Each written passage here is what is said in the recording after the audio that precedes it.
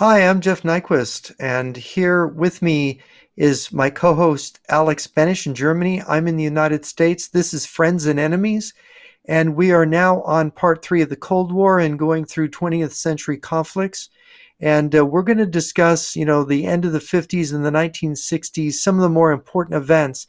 We can't cover it all in this episode, but we want to focus this time on the Kennedy assassination, the Golitzen defection, and of course the aftermath of those things and how they worked. Of course, we're going to have to talk about the lead in to this, the Berlin crisis under Kennedy and the Cuban Missile Crisis, which also ties into what we talked about last time about the overthrowing of Diem in Vietnam. And of course, it all ties into the Kennedy assassination. So Alex has some opening remarks here about the 1960s. Alex, take it away. All right. So, as I see it, the 1960s was truly a make or break time, as well as for the West, especially Western intelligence, but especially for communist intelligence, because at a very early stage of communism, the communists figured out that their system couldn't work. Eventually, they would have to publicly abandon communism, and they also wanted to be able to talk to the right wing worldwide, not just to the left wing. So that was something that they had planned. The other thing was the staged, phony split, the fake split between Russia and China. That was a deception operation that was intensified during the 1960s. It was absolutely crucial to maintain these two strategic deceptions while infiltrating the West harder and harder. So these secrets had to be protected at all costs. These deceptions had to be shielded, especially during the 60s, because we know ultimately after Kennedy died and Johnson was done, we finally had Nixon, and Nixon ultimately fell for it. He fell for the fake split in the communist camp. That was then, the later decade, 1971. Nixon decides, on the advice of Henry Kissinger, of course, to play nice with the Chinese in order to weaken the USSR. So they bought the lie that was built up during the 1960s. And so a lot was going on in the 60s. We saw some of the most important defectors from the Soviet Union. We also saw a bunch of fake defectors, and this created sort of this chaos that somebody like James Angleton at the CIA had to deal with. That was a monumental task to filter out what information was good, what defector was good, and these questions that Angleton was, and others like Bagley and more people, these questions they were wrestling with. How big is our infiltration problem? How many moles do we really have? Do we really have a huge problem or not? And the other thing was, could there be more grand deception from the communists, maybe with the Chinese or maybe some long-term strategies? This all happened in the 60s, and the communists tried their hardest to infiltrate Western anti-communist circles. They tried to control their own opposition.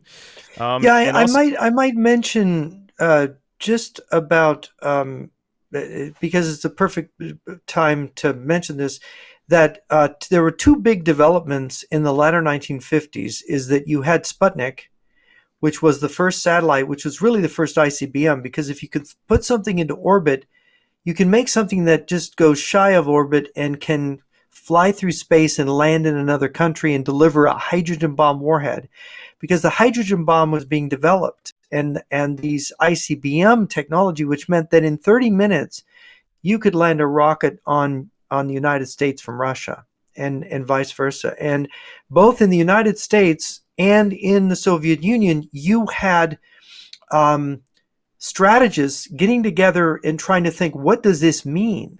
So this kind of is the preamble, both in terms of intelligence. And what happened is in 1956, right after Khrushchev denounced Stalin, and is probably part of the strategy, you had Leonid Brezhnev being put in charge of a committee, which I call it the Brezhnev Committee, where you had, and we talked about this in previous episodes, where you've got people like Nikolai Mironov, the KGB general who believed in Sun Tzu, and you've got Vity Sokolovsky, the marshal of the Soviet Union who believed in Clausewitz, sort of marrying the two concepts to make this grand strategy, both using deception by the KGB and preparation for massive nuclear war by the Soviet Army.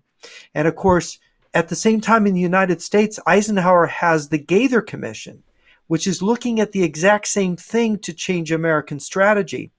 And the Gaither Commission, though, was mostly rejected because it said we have to have anti-communist education for our high school kids.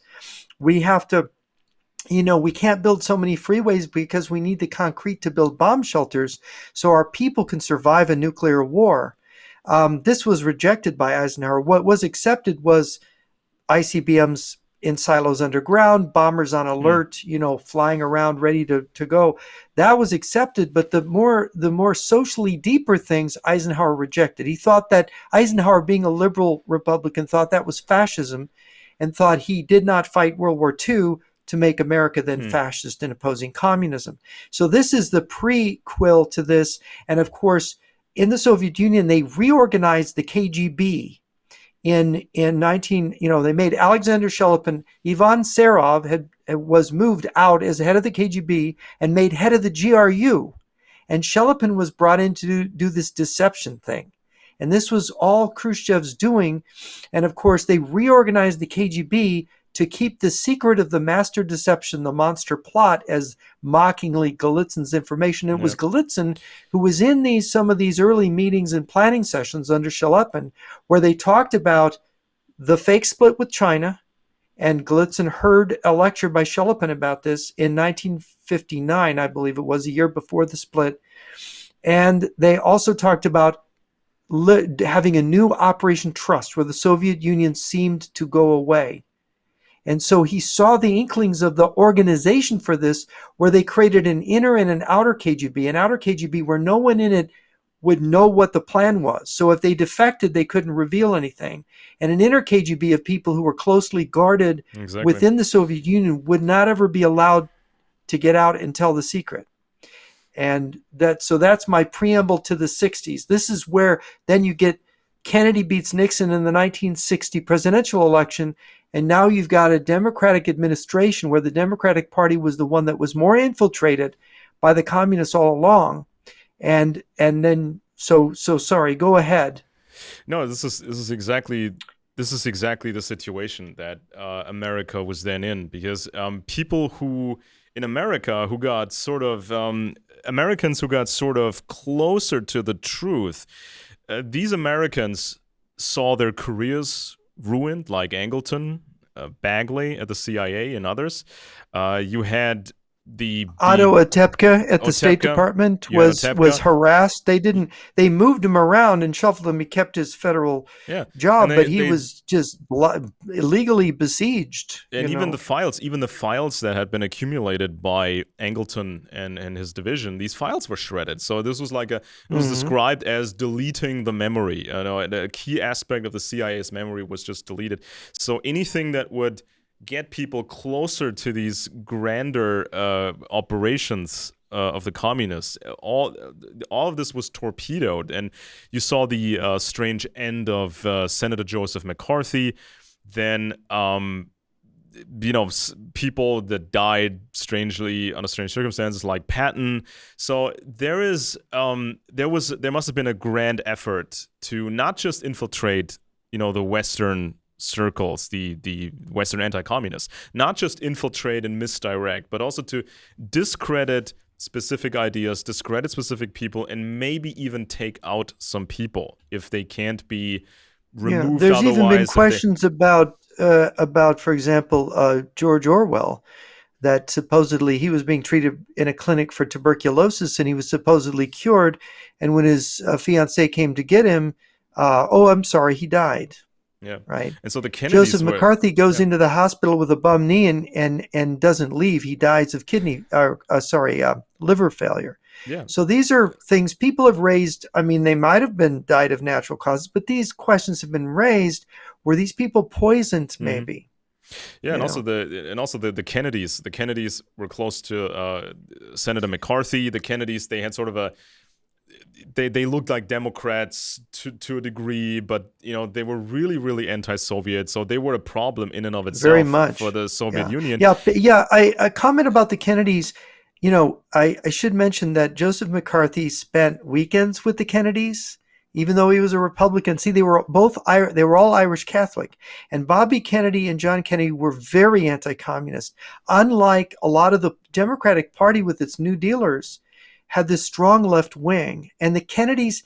But you see, John Kennedy wanted to be president, and this is what happened: is that they had to woo the left of the Democratic Party for John Kennedy to be the candidate in 1960. Yeah. And he had enemies within the Democratic Party, but he had to make them into allies. This is where he gets a lot of these people coming into his administration that are questionable. And I think a number of them, like Walt Rostow, for example, would present themselves to the Kennedys as hawks, because the Kennedys were hawks. But they were really very left in their orientation. Yeah, and some of these reports, especially CIA reports, CIA debriefings about very, very important Soviet defectors, especially in the early 60s. Some of these reports and debriefings were so important, they ended up in the president's briefing. And this was something that John F. Kennedy was getting into, and when the assassination happened, then his brother, of course, got even more interested in some of these defectors, and there were some meetings, and there was kind of a larger interest about the question of, are there bigger plots by the communists? Do we have to look for something bigger? And this was also always the game of McCarthy. He was always looking for bigger operations, a larger dimension of the problem. And so these people were specifically targeted by the communists, not just with propaganda, but also with other operations, because some anti-communists had to be taken out, because others needed to be taken over. Yeah, and because you couldn't fool everybody. I mean, you could fool ultimately Nixon, and you could fool people in the intelligence community by spreading all this fake stuff about, Mao hating Stalin, Stalin hating Mao, and they want to go to war over there, and all this stuff. So some people got fooled, but some people didn't get fooled, and those who didn't get fooled, they ended up dead, or their careers were ended, like with Angleton. And we can. If you eliminate the false leads about the Kennedy assassination, the false sensations, you are left with an evil communist man, Lee Harvey Oswald, who had spent time in the USSR, who had 8 seconds, more than enough time to fire his shots at the president at the right moment. It would have been cheap and easy for the KGB to recruit him in the USSR, and we cannot rely just on the released KGB file on Oswald and his personal diary. And so this was sort of something that we've seen over and over again. Every time something dramatic happens, 9/11, Kennedy assassination, this, that. Somebody else got shot. It's always the same. The claim that the CIA did it, the Jewish world conspiracy did it, generally the right wingers did it. It's always the same thing, and then they start shooting all kinds of stuff in all directions. Massive, yeah. Until people lose track of the facts, they forget what was actually a fact and what was a logical thought, and because they are so busy with everything else. They're so busy. Let's look at the Kennedys for a second and look at the Bay of Pigs because we didn't cover some of these things. The Berlin crisis, because one of the things about Kennedy when he first comes into office is that Khrushchev has been absolutely anxious to take Berlin, because you've got East and West Germany, but West Berlin is an island controlled by the West, attached to Berlin, because just as Germany was divided into these occupation zones, the British, the American, the French, the Soviet, the Berlin was divided into these zones. And of course, this island of the West in the middle of East Germany was not wanted. And Khrushchev did not want to attack it when Eisenhower was president. And the reason was John Foster Dulles died, I think it was of cancer. John Foster Dulles was the Secretary of State. And when he died, Eisenhower started to, although he replaced the Secretary of State, he started watching the foreign policy thing himself. And Eisenhower was a general. And of course, as we mentioned last time, Eisenhower's whole approach to the Soviet Union was, well, if they want a war, we'll give them a big one. We will just go for World War III if they mess with us. So that Eisenhower had spooked the communists into being more quiet in this period. So Eisenhower was just was in the way. But as soon as Eisenhower was gone, Khrushchev saw Kennedy as this younger playboy, as a not serious person, and he thought, oh, this guy, I'm going to roll him and I'm going to take Berlin. So this is what Khrushchev tries to do.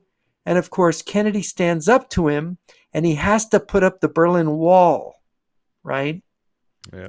And this is embarrassing. 61, the wall was Berlin. Yeah, 61. And it's embarrassing to Khrushchev. And Khrushchev, according to Ion Pacepa, who was working he'd worked in the German station of the Romanian foreign intelligence. He knew all this because Khrushchev had vacationed just before Kennedy became president. Khrushchev had vacationed in Romania for a period of weeks. It was like the longest vacation Khrushchev took. And of course, the Romanians were working in Germany together with the Soviets on these projects. And so Pacepa saw that. So then the president of Romania goes to vacation in the Soviet Union with Khrushchev after the Berlin crisis, comes back and he tells his heads of intelligence, and Pacepa found out about this. He said, that crazy Khrushchev wants to kill Kennedy, right? Oh no. Yes. And so then so Pacepa's pretty convinced, and that's why he wrote his book, Program to Kill. Pacepa's pretty convinced that Khrushchev is ultimately behind this because Khrushchev hated him. And then, of course, you had the Bay of Pigs where Kennedy's embarrassed, and the CIA very much embarrassed Kennedy in that. And the Kennedy brothers got really deeply into micromanaging Bobby Kennedy, especially the CIA. And then they had all these attempts to assassinate Castro. But the main attempt, and this is what opened the door to their assassination, they had found this Brazilian who had been in with Castro, had been part of the Castro regime, to hire him and give him a rifle with a telescopic sight to shoot Castro. And it was after the CIA met with this guy, and they were going to meet with him, like I think the day that Kennedy was shot in November 22nd in Paris, November 22nd, 1963, this same Brazilian, about killing him. But Castro found out because, and it's basically a lot of people who look at this think that this Brazilian basically leaked it right away to Castro. Look, they are hiring me to kill you with a telescopic rifle. And you can look on YouTube, you can find this, and it's in the documentary that I had you watch. I recommend to everybody. Yeah, if you could maybe put that on a link to that on this. Sure. So people can watch this it's on YouTube.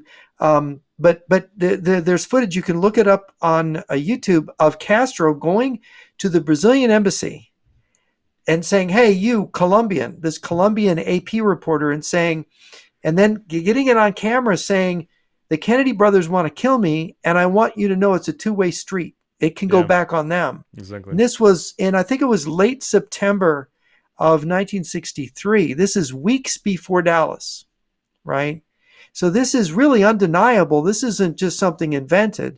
And then, and there's a lot more connecting this. And wouldn't it be so smart? Wouldn't it have been smart, for the Russians to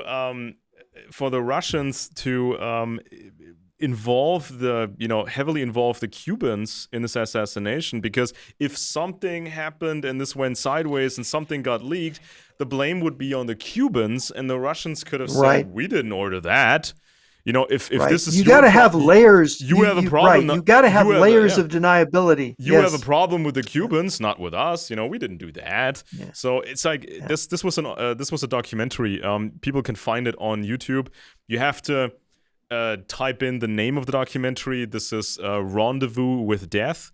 And you should also maybe add search terms like JFK and the name Huisman. This is Huisma, I think a double N. Huisman. Yes, it is double N. Because I think it's on his personal channel in full length. Because this was made by the WDR media house in Germany. This was Western German state media.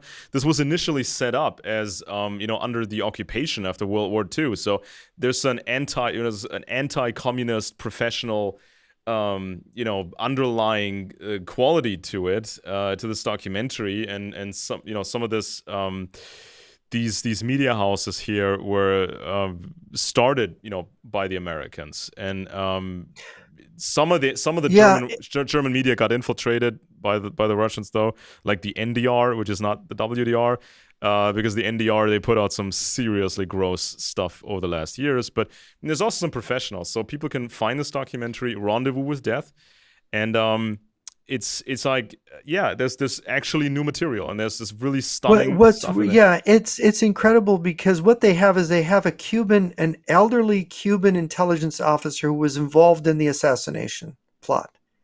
And he had the details. Moreno Oswald was a KGB agent. Oswald was the whole setup of the assassination, that the KGB handed Oswald over to the DGI to be an assassin, to work on this thing, and who he met with in Mexico City. And of course, they actually briefly get access to Mexican secret police files. They actually open them up, and they get to, but then somebody must have found out, and they quickly closed them so they couldn't see everything, but they saw enough to validate what the thesis was.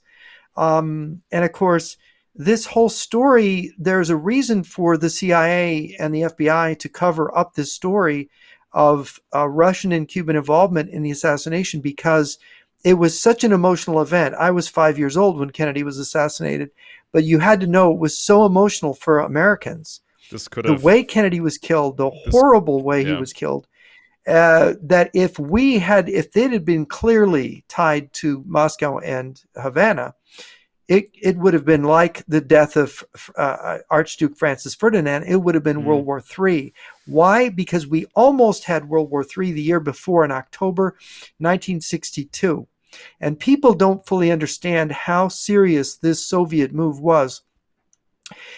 Khrushchev and his buddies decided they were going to put intermediate range nuclear missiles and also tactical nuclear weapons and an entire Soviet army of 50,000 men into Cuba. And that army with tactical nuclear weapons. We should mention that some of these nuclear weapons can be moved quite quickly all around Cuba. So it wasn't just fixed silos, fixed launching stations that the Americans could target, but you could actually move them around every day if they had to. So they're harder to hit. So and if you have of course the Russians are experts at camouflage. Maskirovka is a Russian military term, which is a combination of camouflage and psychological obfuscation, right? And so it was. So what happened was, the Americans didn't even know that 50,000 Soviet troops had been moved to the Western Hemisphere. Imagine it, a Soviet army. 4 full divisions of the Soviet army moved into Cuba, along with a tactical reinforcement. And the local commander of this Soviet army was given carte blanche to use his nuclear weapons if he was threatened, without having to ask permission from Moscow, which is amazing. So Khrushchev was but it's also plausible deniability, chance. Right? This is also plausible deniability, because it's like it could always be claimed, if this all goes wrong, could also be claimed, well, this particular commander, he was like in the movie Dr. Strangelove, right? The Kubrick movie Dr. Strangelove, where this one commander makes this decision on his own. Right. He did it without our permission. Yeah, right? exactly. He was He acting went on off. his own He went behalf. off half-cocked. Yeah. So by And international law, we didn't start a war. He did. It's just, and he wasn't no, and working of for us course, anymore. And Castro's role in all this, Castro wanted a nuclear war. From all that we can tell, he was very excited by all of this, by the idea of destroying the United States and freeing everybody from American imperialism. And of course, what ended up happening was Americans didn't detect these shipments of troops and equipment, but U-2 was our spy plane back plane. then, that super high altitude spy plane that used the special cameras to take pictures. And what they found is they found the missiles being pulled off the ships, being assembled, being put together on the ground in Cuba. These are missile sites. They're being put together. These are nuclear intermediate range missiles. In other words, they could hit Chicago and Washington from Cuba. They didn't have to be ICBMs. And this was a way to put America in a tremendous, because America, unlike Russia was already beginning to build its blast and Defense. fallout shelter system. And so this was very frightening because Americans had lived with the total idea of their invulnerability till then, because there were very few ICBMs yet comparatively on each side. And this really put America under the gun. And of course, when those it was funny, Andrei Gromyko, who was the Soviet foreign minister, had gone to the White House. And Kennedy had asked him, what's going on down in Cuba? What are you doing? And he promised Kennedy there was no monkey business in Cuba. We're not putting missiles down. And so here Kennedy had the pictures, and there was Andrei Gromyko lying to his face about this, which is what the Soviets do. Yeah,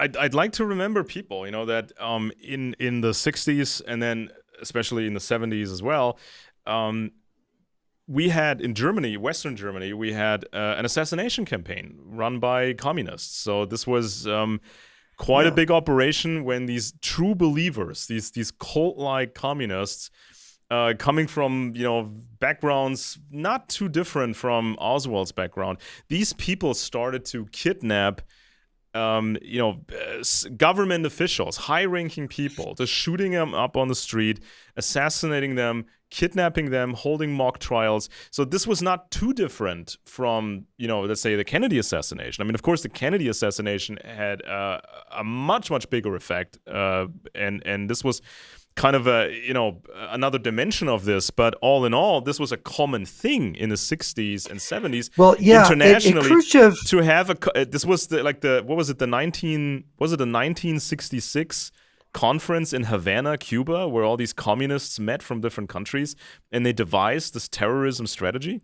Was it 66? The Havana conference? That could be right. I'm not remembering exactly when, but they have these meetings from time to time, all the time. And of course, to Cuba, they hosted the non-aligned movements, supposedly. But as far as Carlos these campaign the Jackal, Carlos the Jackal, right, the the RAF, Venezuelan. the RAF, some of the Muslim guys, the PLO, this was all a bigger campaign, global campaign of terrorism and killing people. People from large corporations, government people. This was normal to them. So why should we treat the Kennedy assassination in any different? Yeah, right. Well, it's interesting that Khrushchev supposedly, one of the things when Khrushchev criticized and denounced Stalin in 1956, I think, what was it, October 56, Khrushchev said that the problem with Stalin was that he had his own people assassinated. Now, we know that Putin does that now. But he said, we need to turn our assassination mechanism out. We need to assassinate people, in the capitalist world. We need to focus on that.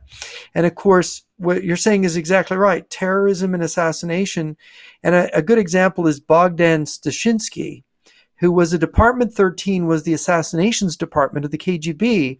And they said, look, we want you to marry, and this applies to Oswald too, because Pachepa thinks that Oswald was a Department 13 assassin. Stashinsky was told to marry this KGB agent to be his helpmate, He didn't want to. He refused. And because they liked him so much, they let him marry the woman he wanted, who ultimately talked him into defecting. But he murdered 2 Ukrainians in Germany because there was a Ukrainian diaspora in Germany that was opposed to the communist regime. And Khrushchev wanted to get rid of these Ukrainian activists and leaders. And, Stepan Bandera was murdered, right, in Germany. And of course, Stashinsky turned himself in, and I think it was 1962, it was revealed, Stashinsky said, Khrushchev ordered me to kill these people, right? Yeah. So this revealed Khrushchev as a master of assassins just the year before Kennedy was killed. So you had, and of course, what happened with Khrushchev's Cuban Missile Crisis is Kennedy put the blockade on this, and here this whole Soviet army and these missiles are blockaded. Yeah, he didn't blink. Now we gave up missiles in Turkey, and people criticize that, and some people say we gave up the Monroe Doctrine because we said, look, remove the missiles, remove the troops.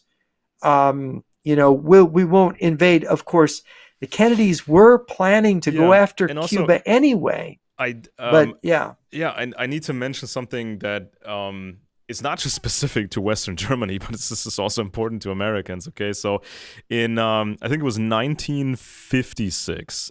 This is when the Communist Party, the Communist Party of West Germany was officially banned. The party was ended. They lost the money that they had in the official accounts, and the whole party was done. And so the highest court, the constitutional court, had to give its opinion on why it was perfectly legal and appropriate to ban a political party.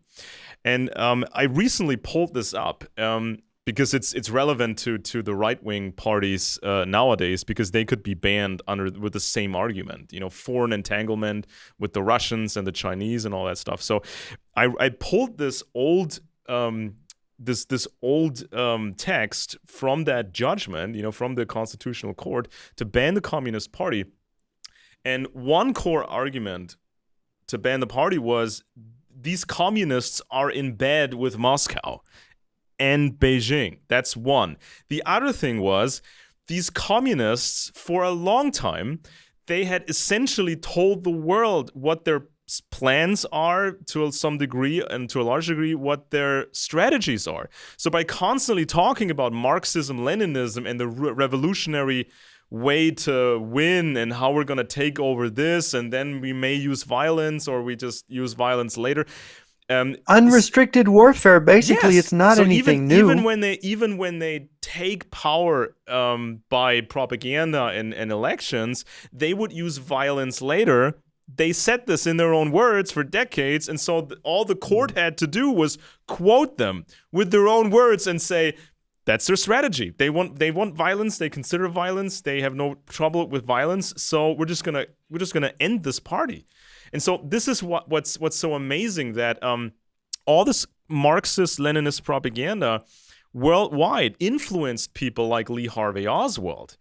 Oswald was reading this stuff when he was a teenager, and he hated America, he hated everything, and he found his new religion in communism. So this was basically, Marxism-Leninism is like a manual to turn into a terrorist revolutionary anyway. So this was a whole big semi-legal and illegal program worldwide to teach people to become, to turn into Lee Harvey Oswalds and to start killing, people. So this is there's three main ways of Oswald. Yeah, there's three main ways for the communists to recruit an agent, and ideological recruitment is one of those three ways. The other ways are blackmail and, of course, money, bribery, paying people money. But those are the three main avenues. And Oswald obviously was ideologically motivated to work for the KGB and the Soviet Union and the Eastern Bloc. He was an admirer of Castro. He wanted to live in the Soviet Union, and then he wanted to live in communist Cuba. And of course, he had a Russian wife. And of course, we mentioned, the things about Moreno Oswald, I think are worth mentioning. She had a Leningrad accent, but claimed to be born in a small village up by Archangel. Mm-hmm. She claimed she didn't know her father's first name, but yet and claimed that she was adopted by her uncle Sasha, right? Yeah, and her Sasha's mother Alexander, died, so but you can't track her down. The mother she is can't track her gone. mother either, right? So Yeah. what's interesting though is she's Marina Nikolaevich is her name, which means her father's not Alexander. It's Nikolai is her father. So she did know her father's name. So it's all they didn't, the details in her legend. And this is what Pachepa says, is that Marina Oswald is obviously, Mm-hmm. according to Pachepa, Marina Oswald is obviously fits all the markers of a Yeah.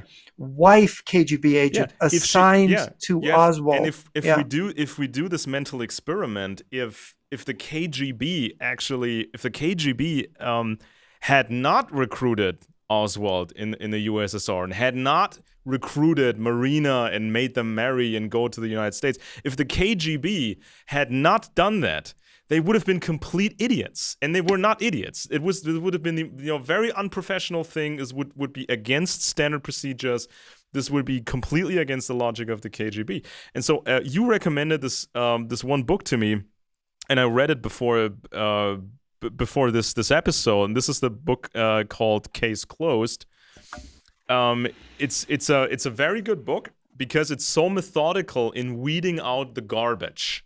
Because for so long there have been sensationalist books, and they've chased all gone through all these rabbit holes, and they were clinging to something that somebody misremembered, and then they construed this into a larger thing, and they were opening up so many possible alleys.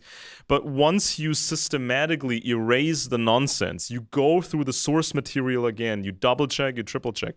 This is what the author had done. And when you eliminate the nonsense, you are left with an evil man, a communist, a very staunch communist, who had enough opportunity and time to shoot the president. And so the only criticism that you and I have when it comes to this book is the author isn't really that deep into this whole espionage thing. So he's not really too familiar with the KGB. He tries to be thorough, so he's interpreting this whole Oswald fiasco with the help of Oswald's own diary.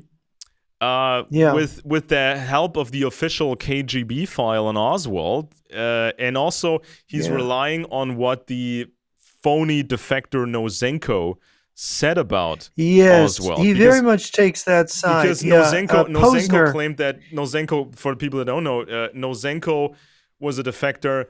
And he claimed that he was responsible for that specific unit in the KGB. He claimed that he had Oswald's file. Because he had Oswald's file. Because he would be responsible for every tourist that comes into the Soviet Union to check them out, because they had this thing called Intourist. So if you said, I want a vacation, or I want to visit the Soviet Union for studies or art or whatever, you were treated like a tourist, but the KGB would be on you the moment you landed, basically. And so Nosenko said that, my unit was responsible for Oswald when he came to the Soviet Union, because he said he loved the Soviet Union, but we had zero interest in him. He was stupid, and he tried to commit suicide to get to stay in the Soviet Union, and we didn't like him, and we just wanted to ship him back home. But, because of political reasons, and I'll get to that in a bit, because of political reasons, we thought it wouldn't look good if we wrestled this young American onto a plane, somebody who had attempted suicide once. Wouldn't have been good optics, to force him onto a plane or have him, bleed out on the way to the plane.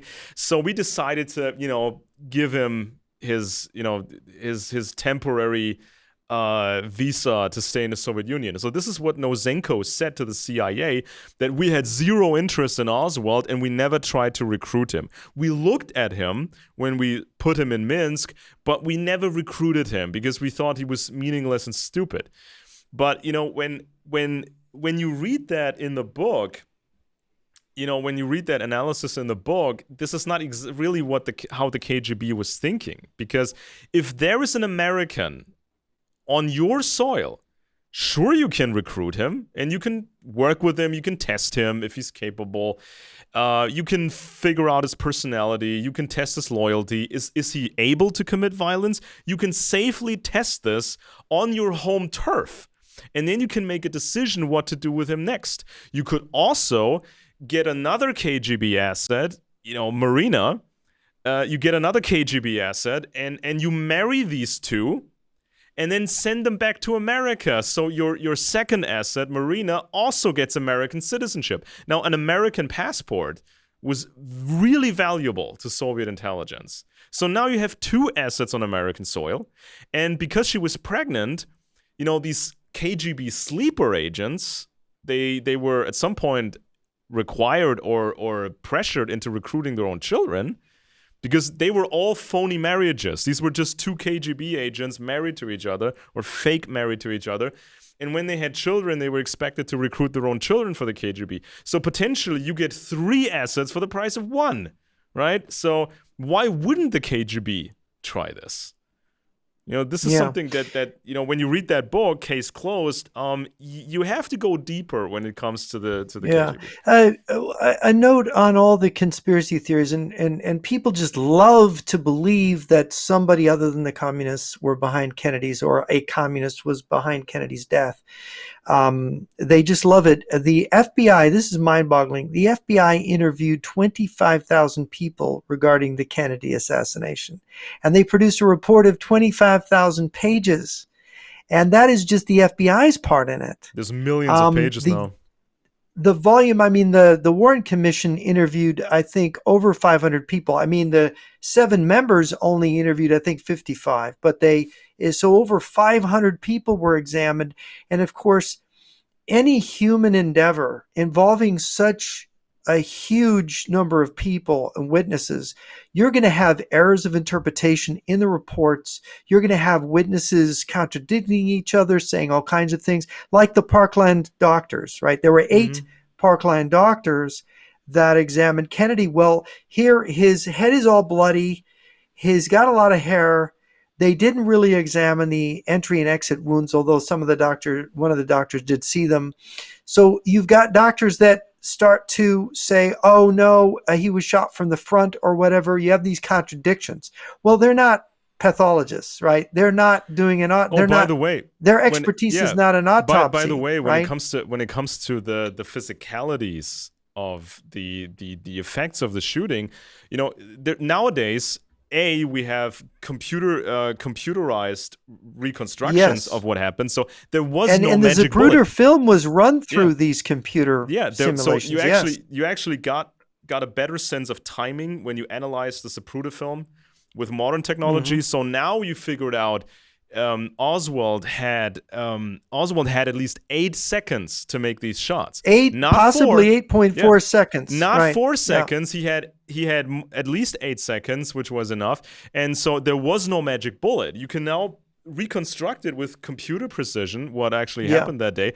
And also, anybody can go on YouTube these days and watch some of these ballistics channels where they will take a modern type of ballistic gel, and they take a human skull or a plastic representation of a human skull, or sometimes they use real bones, and they actually put these bones and other elements in a mold, and then they add this ballistic gel to the mold to create sort of a realistic behaving dummy.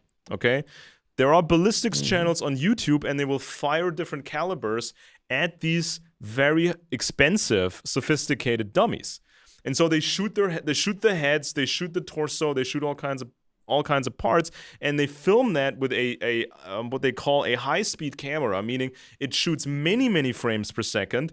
So then you can watch it in ultra slow motion in detail. And so when they're blasting these dummies from different directions, you can see how the energy of that bullet actually impacts the target.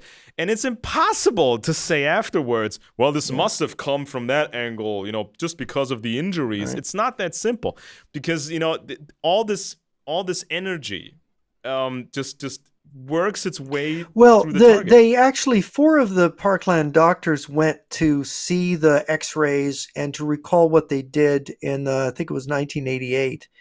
And they basically confirmed this is what they saw. This is what happened. The entry wound was in the upper back part of the head.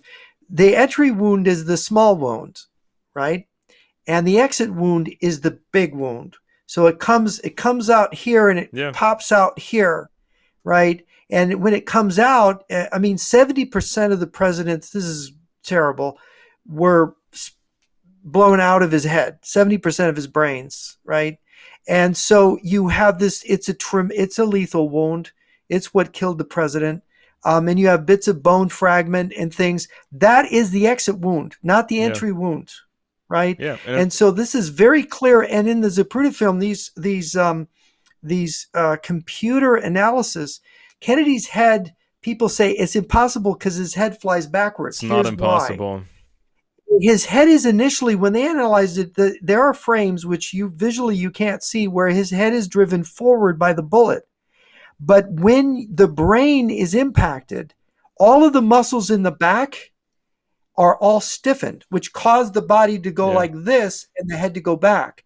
All the nerves are getting this signal to throw everything back. Exactly. There's a footnote, because I read all the footnotes in the book, Case Closed, because they're so extensive, and most of the stuff should have been in the actual text of the book itself, because it's that important. Yes. But he put some of that important stuff in the footnotes, so I would recommend to people they read the footnotes. And he has one in there, and he says that he actually saw a video from some operation. This was something, I don't exactly, this is some government people. They showed him a video of an execution, right? Yes. And so, a person who was executed, yes. Yeah, so this person was shot in the head from one direction. From behind. But the body, or the human didn't act like the conspiracy buffs think it would act. Sometimes it's contradictory to what you expect, because you don't have the experience when it comes to these sort of injuries and shootings. That's and right. Also, the Zapruder film was shot on the Zapruder film was not shot in 25 frames per second or 30 frames per second or more frames per second. I think it was 18 frames per second. So nowadays when you watch it on YouTube, it's actually been interpolated to be 60 frames per second. And your graphics card and your monitor, they may even create more frames that were not there before. So it's just the algorithm guessing what's between frame number 17 and frame number 18. The algorithm just guesses based on these 2 frames, and it guesses what's in the middle. It's called interpolating. So it's not even a perfect representation of the actual event. Even the original film material was not a perfect representation of what happened. It's just a flawed recording that you have to then, analyze further to make sense of it. And so there was we got all this modern evidence now, all these modern tools nowadays, and it was such a big deal in the movie by Oliver Stone, who's now a very big supporter of the Putin regime. He always claimed to be the good guy. He made these movies like Platoon and all this stuff, and he always wanted to be the rebel, the good guy, the leftist. But now he's a Putin fan, and so in this movie JFK, it's kind of the centerpiece, one of the centerpieces of the movie, back and to the left. Look at the Zapruder film. The head goes back and to the left, so the shot must have been shot must have come from the front and not the back. School book depository. It's nonsense. It doesn't tell us anything. What the movie is presenting there, and this bit where you see Kennedy jerking, and also I might add that these bullets. Now, the rifle that was used, the caliber that was used, this projectile flies at a very specific speed, a very high speed, has a lot of energy, And so and it tumbles, the bullet tumbles. Yeah, so we're talking about what is it in meters per second? So it's like more than 1,000 It's meters. It's 2,000 meters per second, something like that. Yeah, so when you have a shorter distance, and you fire these shots and they hit the target, the actual impact, this happens so fast. It's even it could be even faster than what the film camera, the Zapruder film camera, can actually capture.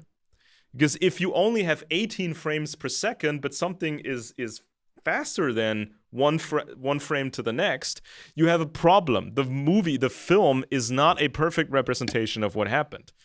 And so now when you watch it on your computer screen, the Zapruder film, and you see this super quick jerking motion, this has all kinds of digital interpolation in it. It's not reality. It's just a flawed recording of what happened. So you cannot just base your whole case on that stuff. And, the book, Case Closed, it goes into all of the witness accounts and what they thought they saw, what they may have heard. And a lot of this stuff was just guesswork. These people thought, was it 2 shots, 3 shots? Was it, how many shots was it? And did it come from this direction? I should correct what I just said. It's the bullet's 2,000 miles an hour, but I don't know what it is in meters. It might be 500. I think a handgun bullet is 300 meters a second, and I think a rifle bullet is 1,000 meters a second or more. Because you have to imagine, if a sniper does a shot, sometimes the bullet will need a second or more to hit a target, and so the target can be 1,000 yards away. And of course, then there's this whole idea that Oswald was a patsy, and this is where we get into. And there's a book that came out last year, and I read because I wrote a series on the Kennedy assassination last summer, and this is the Oswalds. And this is written by Paul R. Gregory. He was an economics professor at Harvard who spent the summer of 1962 with the Oswalds and really helped them. And his family was from the white Russian diaspora. They were Russians who were opposed to communism. And here was this couple coming to the fort. They initially came to Fort Worth before he worked in Dallas. And so they tried to help her learn English. He was giving her English lessons and so on. And so he got to know the Oswalds, Lee and Marina. And it's very interesting. He is of no doubt that Lee Harvey Oswald killed Kennedy because of what he knew about him personally, what he knew about his character and his personality, and what he knew because when Lee Harvey Oswald was arrested for this, he and his father went to help Marina, and they were there and his father helped to translate for the Treasury Department, for the Secret Service guys and the FBI guys, what Marina had to say. And so they got to see how Marina behaved, and they actually went, when Marina went to the jail to see Oswald, Lee Harvey Oswald, the one time she went, he reports in there that she left knowing he had shot the president. She was not of any doubt. Although today she pretends that she now thinks he didn't shoot Kennedy, right? Yeah, but before the Kennedy assassination, Oswald almost killed a general who was running for General Walker for governor of Texas. This was a guy. He was strongly anti-communist. He was, I think, attached to the Birch Society and a local Birch leader. Yeah. So all that stuff, and so there was a preparation phase where Oswald would do reconnaissance first, finding a good place to make the shot, and figuring out when the general will be home. And he had set it all up, and he had his preparations at home. Some of the preparations even got noticed by people, and he ultimately... he left instructions when he went out to shoot Walker. He left instructions for his wife of what she was to do, how she would try to go to the Soviet embassy to get back home with their child if he got caught. And he almost hit the guy. He almost made the shot. This was like the bullet was just I think deflected a tiny Walker little bit. moved his head. Walker moved his head at the last minute, and it didn't hit him. Yeah, and it almost did. This was almost like the alternate version of history, where Oswald killed the potential next governor of Texas. But then it became Kennedy. So maybe he could have done both. Maybe he could have done more people. Yes, exactly. I mean, he was sent there as a department. Now, Department 13. Why do we say that Oswald worked for KGB Department 13? And this is another thing we found. They found in his papers, where he admits, they have it in his own writing. Oswald went to Mexico City in late September 1963, and he met with Valery Kostikov, who went by the name of Kostin. Oswald entered Mexico, by the way, under a false name. So they set up some kind of meeting, possibly at a bullfight. Okay, and there were meetings, and Kostikov was identified by the CIA as a Department 13. That's the Assassinations Department of the KGB, as being an officer of that department. Oh, and by the way, it's just so people do not forget about this, because I have my notes here about Oswald and the events in chronological order. But when he was a teenager, as a teenager, he got himself into communist literature. That's been proven over and over again. There was like one or two voices that denied this. Of course, you always get some of those people, but we have multiple confirmations that people saw this literature lying around when he was a teenager. Later on, he wanted to join in the Marines. He had a nickname at El Toro of Oswaldovsky. Yeah, exactly. So he was getting into that stuff. Now, when you start reading into communist literature, that also includes the revolutionary actions that happened even before the communist revolution in Russia was completed. And what was that action? Those were assassination attempts against the Tsars, against the Romanovs. These were bombings, and trains got derailed. And some of these Romanovs in Russia, they got killed by these revolutionary terrorists. So by getting into communist literature, you're getting into this terrorism, essentially, because this is how the revolution happened. This is how it was prepared. They created this stage of chaos in Russia, in Tsarist Russia. They created this chaos by assassinating some of the leaders. Killing a Romanov is not too different than killing Kennedy, right? You get the ball rolling. And this was sort of the revolutionary strategy behind the Kennedy assassination.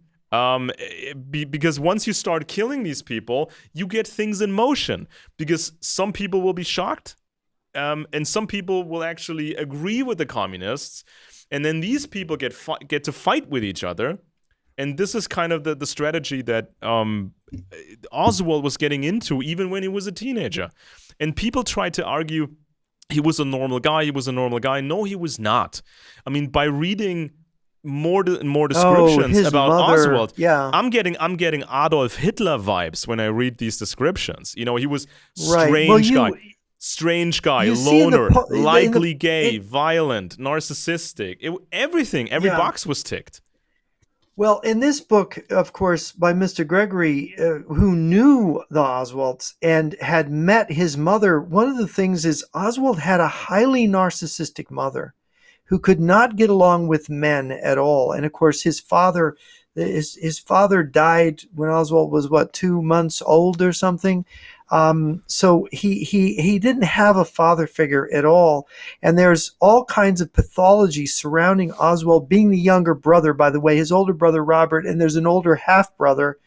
That his brother Robert, by the way, his brother Robert is, will say publicly, I don't know if he's still alive, but he said, my brother did this. He was in no doubt. Oswald's older brother, which is something, I mean, when it's in your family. But his mother was so narcissistic and all about herself. And money. That one of the Secret Service agents who had to deal with her, because after the assassination, she came to be near her daughter-in-law and her grandchildren. She came there supposedly to help, but it was all about her at center stage. And this one Secret Service agent, as Posner reports, said, "I now know why he shot the president. Oh It's my his God. mother made him who Yeah. he was." Yeah, and he You know, tried to, he was violent towards his mother because eventually the power dynamic shifted somewhat when he got older because he was so intimidating. He was threatening his mother with a knife. He was threatening other people with a knife. He tossed a knife at somebody. He was beating his mother. He was beating his future wife, apparently, his fake wife, all the time. So he was just that kind of an unstable character. And at some point, when he was truant, because they lived in different places. At some point, they lived in New York, and so in these big cities, if you didn't go to school, the government would come knocking at your door and they would ask these questions. And they were trying to figure out, was this kid just spending time doing fun things? Because most of these truant kids, they just wanted to have fun, but not Oswald. So they found this kid who was not going to school, but it was just a loner, a very, very strange loner, not really doing anything but read communist literature. So they had him evaluated by professional psychologists. And they said that he was in touch with reality insofar that he was not a full schizophrenic, but they said he was schizoid, he was dangerous, he was violent. He had these delusions of becoming, a historical figure, and he said that in the future multiple times, that he was dreaming about becoming, a famous name in history. And so, yeah, even the professionals said that he was dangerous. He was somebody who could do very violent things, and he was not normal. And everybody thought he was gay, literally. Everybody thought he was gay. Even his later best friend, who was very strange, Mr. de Mohrenschildt, people in the Marine Corps, people at school earlier, everybody assumed he was gay. And he got bullied a lot. And so he hated people even more, the regular society. He hated them even more. By the way, did you happen to read what Edward J. Epstein wrote about Mohrenschildt? He was interviewing him when he supposedly committed suicide after a break for lunch, right? Isn't that odd? And Pachepa thinks Mohrenschildt and his wife were KGB agents. That is a very strong possibility, because de Mohrenschildt, he was kind of this international dashing man, a man of mystery. He was working in oil development or some kind of international business, so he was traveling a lot. And he liked parties. He was very extroverted, and he was doing these things where he would appear at a party in swimming trunks, and just to be seen, to be viewed as a extrovert. And the thing is this: Oswald and his phony wife, they were hanging around these exiled people from Russia, these emigres from Russia. And these emigres were normally solid or even upper middle class people. And de Mohrenschildt, he was a high flying guy, But and people wondered, why are these emigres dealing with the Oswalds? Because Oswald is a guy who couldn't hold down a job. No, he couldn't literally support his wife. They were living in the worst parts of Fort Worth, in the literal slums of Fort Worth, and everybody thought Oswald was just, I'm not trying to use bad language here because of the YouTube algorithm, but everybody thought he was arrogant, dumb, not really educated, and just horrible person. So why would the highly educated de Mohrenschildt strike a friendship with Oswald when everybody else hated Oswald? And so the thing is this: some people have seized, of course, they tried to jump on this whole de Mohrenschildt thing to again claim this was all a CIA plot. Because when you traveled internationally, and this was even part of the Eastern territories, if you travel a lot, you will have some sort of contact with a special CIA bureau, and they were talking to tens of thousands of people over the years. So they want to stay in touch with people that go abroad and do these kind of things. So that does not mean at all. That does not mean that de Mohrenschildt was working for the CIA. But people try to use these little things, omit the context, and then make a specific claim. So, like, why would this guy hang out? And there's even quotes where de Mohrenschildt had suggested to Oswald to kill somebody important like Walker. I think he even suggested Walker. If somebody killed that guy, that would be doing the country a favor. Sort of just and it's so suggestions. strange that Congress is opening up this investigation in the 70s again, the Kennedy death, and de Mohrenschildt is supposed to testify. And Edward J. Epstein goes and interviews him, has him interview, and then they break for lunch. And the next thing he hears sirens in the distance, and he's going, "What happened?" And then he finds out the guy he was just interviewing supposedly shot himself, right? With a shotgun, yeah. During the break. It's so, and of course, like I said, Pachepa said, no, the Mohrenschildts are obviously agents of this Soviet bloc. This is obvious. And of course, I think you want your agents to watch each other, keep tabs on each other. And then there is this thing which the documentary shows. Oswald developed these relationships when he was in Minsk. There was this KGB training school there in Minsk where Cubans were coming. Mm-hmm. And he and Marina, they met these Cubans, one of who is a Cuban high-level intelligence official interviewed in the documentary. He agreed to interview. And just sort of, he mocked the interviewer saying, it's kind of funny, you supposedly flew to Dallas on the day Oswald shot Kennedy. You knew this guy, you went to Mexico City, then you went to Dallas. And he says, oh no, this is all not true, and what is true and what is false about the Kennedy assassination? Did the Americans really land on the moon? Mm-hmm. And he keeps referring to maybe the Americans didn't land on the moon. This was his one reaction in this documentary. It was interesting to watch, but this guy was a guy who had become friends with Marina and Lee Oswald in the Soviet Union when they were all there in Minsk together. And we know by now that right after the Kennedy assassination, Oswald wanted to get to a specific bus. He left some money and instructions again for his phony wife, but he wanted to get on a certain Greyhound bus, cross the border into Mexico, and then finally get to Cuba and be hailed as some sort of a hero, because this was something that we saw over and over again in Oswald's life. He wanted to be someone important, and he wanted status, and he wanted that kind of position he thought was appropriate for him. So if this had worked out to his liking, he would have shot the president, get on a bus, drive to Mexico, and make contact with the Soviet embassy and the Cuban embassy, and go to Cuba or the Soviet Union, and they would just exfiltrate him, and he would be hailed a hero ever after.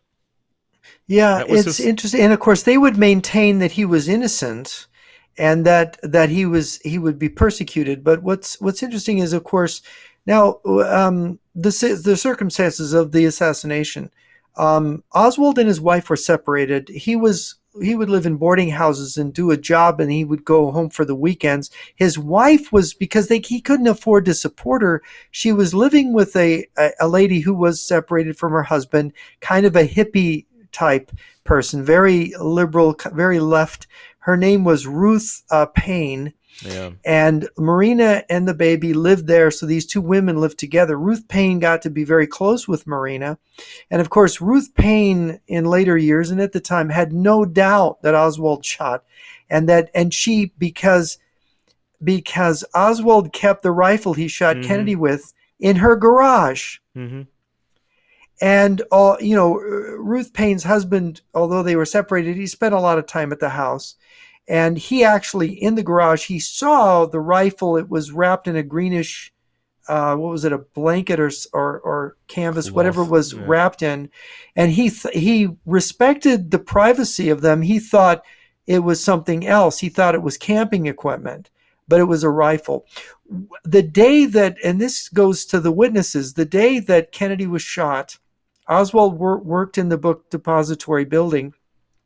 He brought that rifle to work, but he had it all wrapped up, and he carpooled. He didn't drive. Oswald, in fact, had his first driving lesson. I think Ruth Paine gave him his first driving lesson a few weeks before Dallas.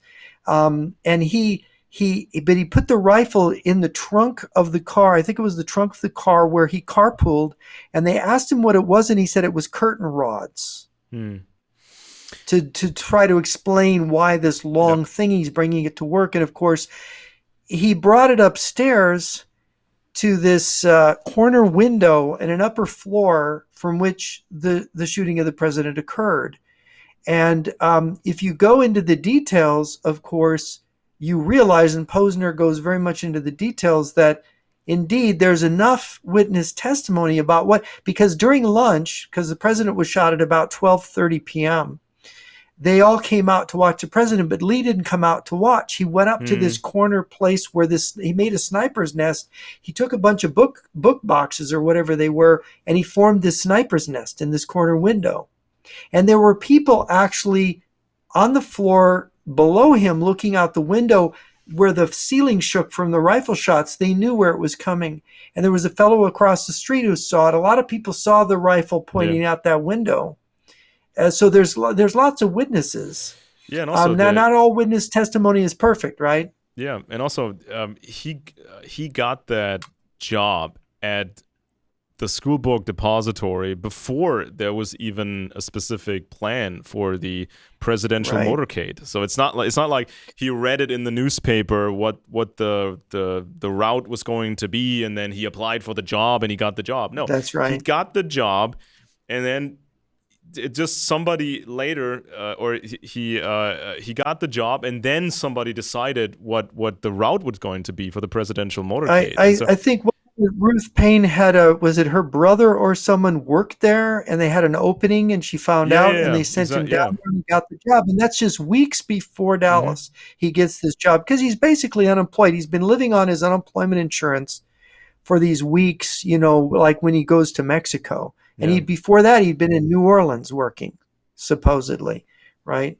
I mean, he did have a job there, but that's where he was in the that committee for supporting Castro, right? And, also, and where he got involved with these Cuban exiles, and he was trying to infiltrate them. He was pretending to be an anti-communist, by the way. And of course, Oswald, he started to shoot at police officers. He shot at one police officer. He killed a police officer. And then he shot at more police officers. Would an innocent person do this? An innocent person would say, what's the matter here? Yeah. Let's describe his getaway. It was pretty ingenious what he did. When he shot the president, he hid the rifle in another part of this upper floor. He ran immediately downstairs to the lunchroom and pretended like he was having lunch down there. He got a Coke out of the machine, and the police rushed into the building, and that's when they first saw him, and they kind of dismissed him as a suspect because he seemed to be having lunch and drinking a Coke or whatever. He quickly then slipped out before they sealed the building to get everybody there as witnesses. He got out. He got on a bus. He actually gave up a taxi cab to an older lady. He got on a bus. He went home and he got his handgun. He got his pistol. And then he was on foot going somewhere else, probably to another bus station where he was probably going to go to Mexico, right? But then they had this description of him. They kind of pieced together that it was him, and they had this description. And Officer Tippett, who was a Dallas policeman, saw this guy walking. Maybe he saw a bulge, where he had the handgun. Who knows what he saw? I mean, he should have been more cautious. He decided to pull over his squad car and asked and questioned the guy. And of course, Oswald shot him dead, Officer Tippett, with his pistol. Maybe I should quickly mention something that sometimes when people carry, let's say, a handgun or a revolver, you can tell, or at least cops can tell, because they angle themselves, or I've seen some police guidelines on how to recognize somebody who is having a gun, but is not calm enough to hide it and just act normally, because sometimes people they just move differently when they have a gun because they're so conscious of that gun. Yeah, and I owned a security company in Southern California. I was trained by an LAPD guy, and if somebody's going to hurt you, it's something they have in their hand. So you watch what they're doing with their hands is one of the giveaway. Is one of their hands in a pocket? How are they walking? What is their attitude? You can tell by the way people are walking how aggressive they are. So there's these different things, and I don't know the training they had in Dallas at the time, but Tippit was considered a very good police officer. And of course, there were terrible, slanderous things written about Tippit being corrupt and being in it with Ruby and Oswald and about them knowing each other. It's all nonsense, complete nonsense, which was terrible for Tippit's widow, but there were many witnesses to the shooting. And because it happened in broad daylight, and it happened where many people heard the shot. Nobody actually, I think, saw him shooting. They saw him with the gun in the hand running away. They heard the shots, and witnesses said that Oswald muttered audibly, "Poor dumb cop," after he shot him. Yeah. And then he ran down the street, and he ran into a movie theater without paying. And a guy who was, I think it was an auto shop across the street, he saw this guy run in without paying, and he heard the sirens. And he thought, I better report this. This is suspicious. There was even another raid. That's how the police figured out that Oswald was in a theater. Yeah. And this was not even the only business or the only place that was raided. There was actually another place that got raided by police because of some suspect description, and that turned out to be nothing. Yeah. So by going into that cinema, that was not some singular thing. This was just trying to find the shooter, and they had already tried another place, and so this was just one of. Yeah. Well, they carefully surrounded the theater to make sure that he couldn't get out, and they went in, and he was armed, and of course he tried to pull the gun out to shoot in the theater, but they wrestled it out of his hand, and they took him in, and of course he was a little roughed up because they had to subdue him. So I think I'm not sure if it was a black eye, but he had some bruises. When they brought him in, but yeah, they were able to take him, and of course, if that fellow hadn't reported he was in that theater, he might have gotten away. He'd be in Mexico and never to be seen again. I mean, never to be seen. Yeah. Yeah, I mean, we can speculate. Of course, had he made his way to that bus to Mexico, yeah. Had he gone to the Soviet embassy or the Cuban embassy, what would the communists have done with him? Would they have eliminated him? Well, no, because they would have denied that he was there, or who knows what. But look at how they've defended him. He's innocent. I think most Americans think he's a patsy now. This is how effective you've got since the Kennedy death. You've got 61 years of communist propaganda surrounding the assassination. So Lee Harvey Oswald's a patsy, and you've got Tucker Carlson saying, "Oh, the CIA killed Kennedy." Yeah. Right? I mean, and people believe it. Even though, I mean, Oswald, if Oswald's innocent, what is he doing shooting a police officer? What is he doing trying to shoot the people that arrested him? Mm-hmm. Why does his wife immediately say in front of people, and I point out Gregory's book, say she knows he did it? Why does his brother Robert think he did it? It's and why does he make a sniper's nest and take curtain rods to work with it? I mean, the circumstantial evidence is so huge. And obviously, what is supposed to be the motive for when these people, say that, Oswald was a patsy or he was run by the CIA? What would have been the CIA's motive to kill Kennedy? Yeah. Kennedy was not, and many people still believe that falsehood to this day. Kennedy and his brother, they were not mortal enemies of covert operations. Quite the contrary. They were very they were big. They were up to their versed, eyeballs in covert ops. Very deep into covert operations. They knew how important that was. So that's not a reason. Of course, Kennedy got angry at the CIA after the Bay of Pigs, and there was always, even before Kennedy, and even after Kennedy, there was always some rumblings. Couldn't we restructure, American intelligence? Shouldn't we, rejuvenate the CIA? Shouldn't we do this and that? These discussions always existed. So that's not a motive to kill Kennedy at all. And then, of course, reason why the CIA gets caught covering up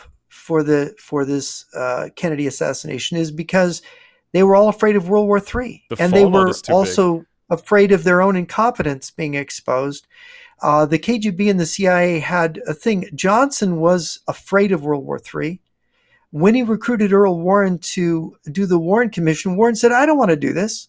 Here's the Chief Justice of the Supreme Court. He does not want to do this. This is not his thing."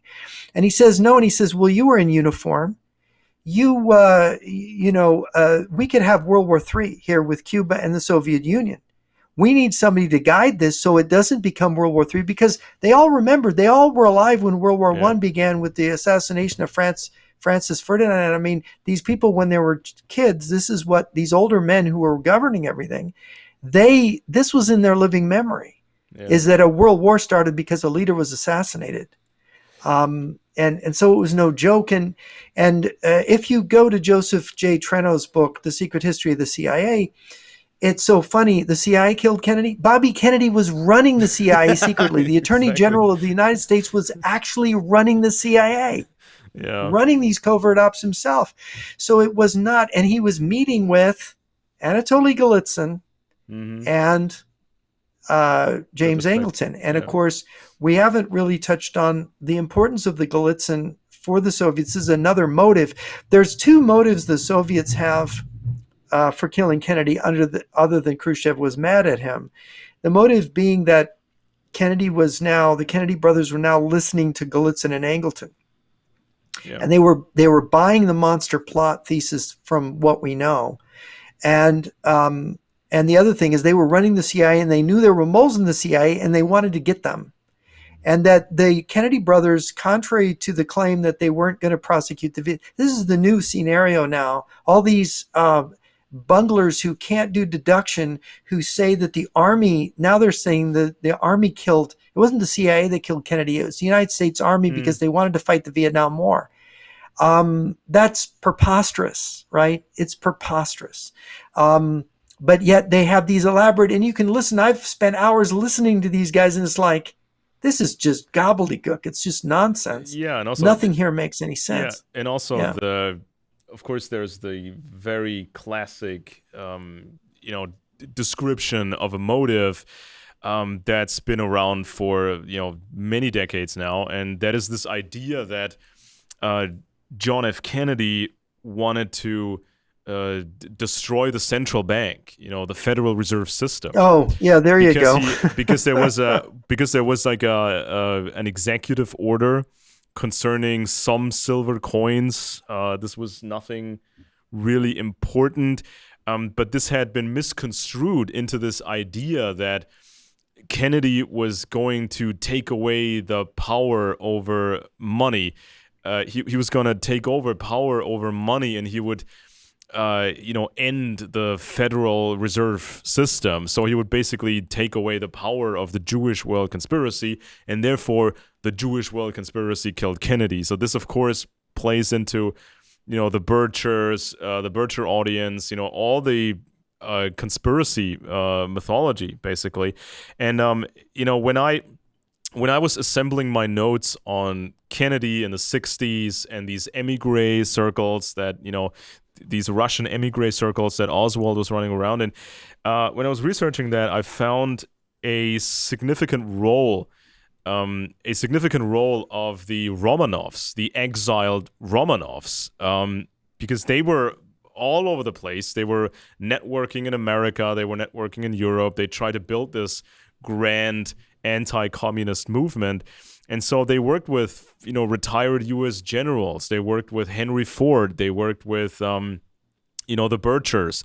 So it was Romanov money flowing into this, and there was also the reputation of the Romanovs flowing into this whole thing. So sometimes people believe that conspiracy literature or conspiracy media was just created by some cranks, some loners, some cranks, just some people in their basement making up stuff. No, this was a larger thing because the Romanovs themselves had really started that whole idiotic thing about the protocols of Zion, because it was their guy, Sergei Nilos, who came up with the protocols. And the Romanovs, they not just pushed this narrative of the fake protocols, they also expelled 20,000 Jews from Moscow, and they were doing all this stuff. And after the communist revolution, the Romanovs kept feeding into this idea that the communist threat was in essence a Jewish threat. And many people in the West were eating this stuff up. Even influential people were pushing this stuff in the West. And so this also became a false narrative in the Kennedy assassination, that he wanted to destroy the power of the Jews, and that's why the Jews took him out. So this is kind of one of the strongest ideas that's being spread, you've got all these, and of course the leftists have the theory that he was going to bring peace between the Soviet Union but it wasn't. All of these are sort of obscure what really was going on. You have and I just mention another conspiracy theory. This is The Reporter. And of course, the Reporter Who Knew Too Much by Mark Shaw, which is about the mysterious death of Dorothy Kilgallen, who was famous on a television show, a very popular TV show I watched when I was a kid.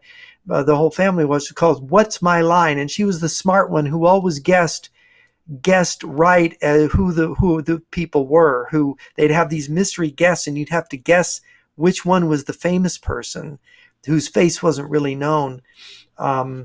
They even have people whose faces were, and they'd black the face out. Audie Murphy was on there once, and you would have to guess which one was.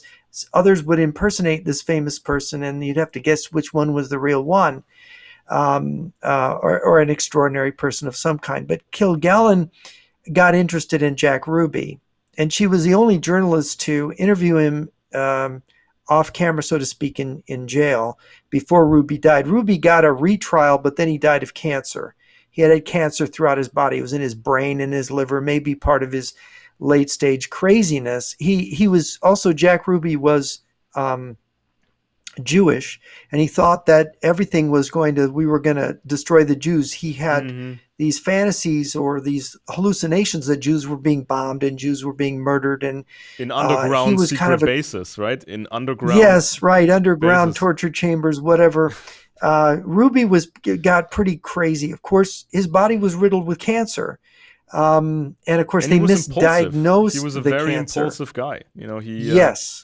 He saw Oswald smirking, and he thought, "I'm gonna get him. I'm gonna get him." And the funny thing about Ruby was that people say he was a gangster. The mob. His favorite thing was to hang out with the police, and the mob didn't trust him. And he had a big mouth. He was talkative. He was super talkative guy. And the mob thought, no, we can't trust him. Yeah. So he comes down from, I think it was Chicago area, and he goes and settles in Dallas, where there's this Jewish northerner in this southern town. He had this nightclub that was kind of, on the edge of failing a lot of the time. So he wasn't considered that smart, and he was a hot-tempered, fly off at the handle, violent kind of person, and he always carried a loaded gun with him. So that was the kind of person that shot Oswald. Yeah, and he thought he was going to be a hero. They make Dorothy. They thought they would make him a hero, for shooting. Yes. Yeah, he thought he'd be released. And in fact, thousands of letters came in congratulating him for shooting Oswald. But in this book, because Kilgallen died in a rather strange way, supposedly of a overdose of sleeping pills and alcohol. And after she did this investigation, and so they've created, this author, Mark Shaw, creates this scenario to reopen the investigation into her death. But it doesn't make any sense. Unfortunately. And there's another one called Mary's Mosaic, which was Mary, I forget her last name. I've read the book, and some people are really hot on it. She was one of JFK's lovers who thought there was a conspiracy. And in fact, she was married to one of these CIA guys and actually separated from him. And so James Angleton came in and took care of her effects. But of course, James Angleton was friends with Bobby Kennedy. And if there was an affair there, Angleton might want to make sure that this didn't become general knowledge. But we don't, but people make this conspiracy that James Angleton then was covering up for this. They had to kill Mary because she knew too much, right? So Mary's Mosaic. So there's just this dozens of these Kennedy conspiracy books which latch on to some little odd fact, but there's no there. Yeah, and also when we look at this, fairy tale, or this liberation theology, that was created concerning Kennedy. When we look at that, it's this idea that this man, pretty much by himself, wanted to take on the U.S. establishment, the right-wing deep state, because back then people talked about a right-wing deep state, not a left-wing deep state like today. And so he was going to, do this rebellion almost by himself. Even though his health was compromised, he was not as healthy as the public thought he was, and he had no team assembled. He had no team to lead this rebellion. It was just this guy, but he almost by himself wanted to save America and destroy the Federal Reserve and destroy the Jewish conspiracy and destroy the military-industrial complex and all these things. The same kind of template was used later with Donald Trump, by the Q movement and some of these people. When they thought that this one guy, Trump, with maybe a team behind him, that Trump was going to save them from this, left-wing deep state. And retroactively, even the assassination against Abraham Lincoln was spun in that way. Conspiracy buffs claimed that Lincoln wanted to change the monetary system and have an interest-free money, a new dollar, and this was against the Jewish conspiracy. So the Jewish conspiracy killed Lincoln, right? So you can use that template. You can use that template over and over again, right? Because it's what people want to hear. Do. Because people are used to people are used to these stories like Star Wars. When you have the chosen one, you have your Luke Skywalker and your Jedi Knights, and they will do the important things to smash the enemy. The chosen one, the prophesized chosen one, like Kennedy is going to save them from the elders of Zion, basically. This is sort of the and of course the other fake conspiracy theories. There's two other ones, and one, of course, is that the mafia killed John Kennedy. And of course, they somehow try. And of course, you've got Jim Garrison's crazy trial of Clay Shaw, and Clay Shaw was homosexual, and it was. This is a persecution of a guy because he's homosexual, and Jim Garrison was a highly unethical. This is what the movie JFK is about, by the way. It's lionizing Jim Garrison, Jim Garrison was a hideous criminal himself as a prosecutor. He brought false testimony. He threatened witnesses into giving false testimony. He just fumbled numbers any way he wanted to make a connection. He was crazy, literally. And of course, there's a testimony I've heard. Ruth Payne, who was living with Marina Oswald, he tried to get her she actually came out to New Orleans, and she said, "I just got a couple hours of this guy," and I said, "He's crazy. I'm out of here." Yeah. She wasn't going to cooperate with him at all. because she saw right away it wasn't true, and it was all false, because she knew what she knew. But he's bringing up all these things because, see, Lee Harvey Oswald had spent that time in New Orleans before he came back to Dallas-Fort Worth and shot the president.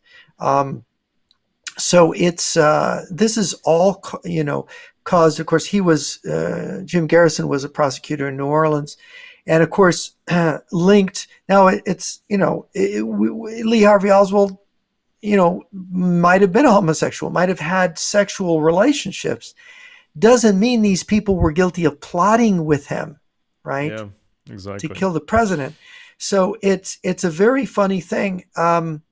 But so that's the one thing. But the mafia connection, the mafia was bugged by the FBI and by police. The mafia, they were sitting on under the Kennedy administration. They were sitting on the mafia, and certainly the mafia wanted to kill a Kennedy. The Kennedy they wanted to kill was Bobby. He was the one going after the mafia. Exactly. And so, I think the closest they have is them discussing it and going, we'll be wiped out. We don't dare do that. It's not something that they could do. That would be suicide for the mafia, to go up against the U.S. government and to make war on the president of the United States. And then the other big conspiracy theory is that Johnson, who was facing, he's a very corrupt politician, very bad guy, that he was going to be booted out. He wasn't going to be on the ticket the next time, and that's very possible that he was behind it. But you see, when you read the books about, it's great to go through all the corruption of Johnson, but they don't have, there's no there either. There's no, okay, so where's the smoking gun? Where's the evidence? Really? Okay, he's corrupt. That doesn't mean that isn't proof he killed JFK. Yeah, and also when we look into the KGB, when we look into the Soviet Union in all of this, then of course we go right into this kind of a discussion that was so heated in the 1960s, with Angleton especially and Bagley, and then these defectors came in, and then these other defectors came in and started to blame the earlier defectors, and then everybody wanted to blame everybody. And we should mention Nosenko now. We should, because Nosenko defects right after the Kennedy assassination, and Pete Bagley, who I've interviewed and I corresponded with, was the CIA guy in Switzerland who had initially tried to hook Yuri Nosenko, as a double agent to work for us, but Nosenko didn't really do anything. And then he pops up after the Kennedy assassination, and he says, "Oh, I had the Oswald file," and of course, and I have to defect Nosenko, now. You have to bring me to America because the KGB is after me. I need to be brought to America and stashed in a nice safe house, and because they're after it's interesting that Golitzen, who defected, he said they recalled him, but they never did. Right. He lied about a number of things that we could get into, Nosenko did, which is why Bagley ultimately, who brought him in, it was his prize. He would have bragging rights for bringing Nosenko in, but he ends up rejecting Nosenko, saying, now he's a false defector.